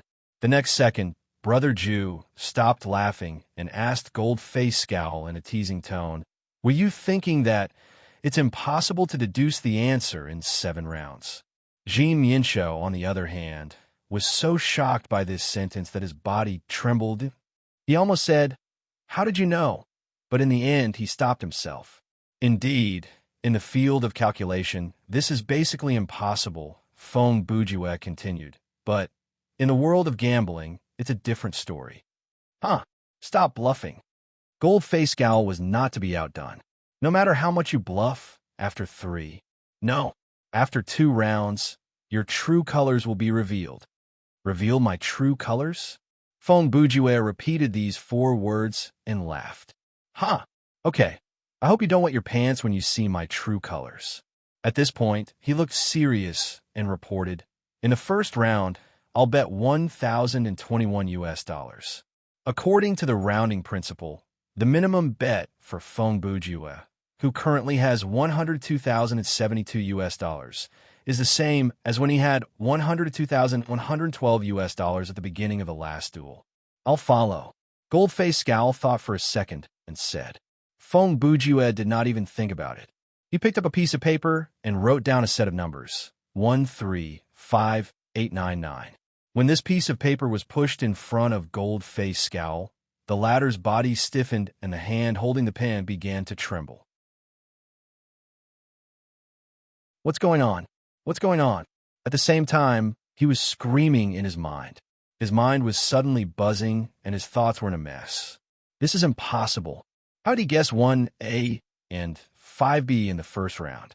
Gold-Faced Scowl naturally did not immediately give a response to this set of numbers. He suddenly raised his head and looked at his opponent. However, all he saw was nothing more than a mask. Cheating.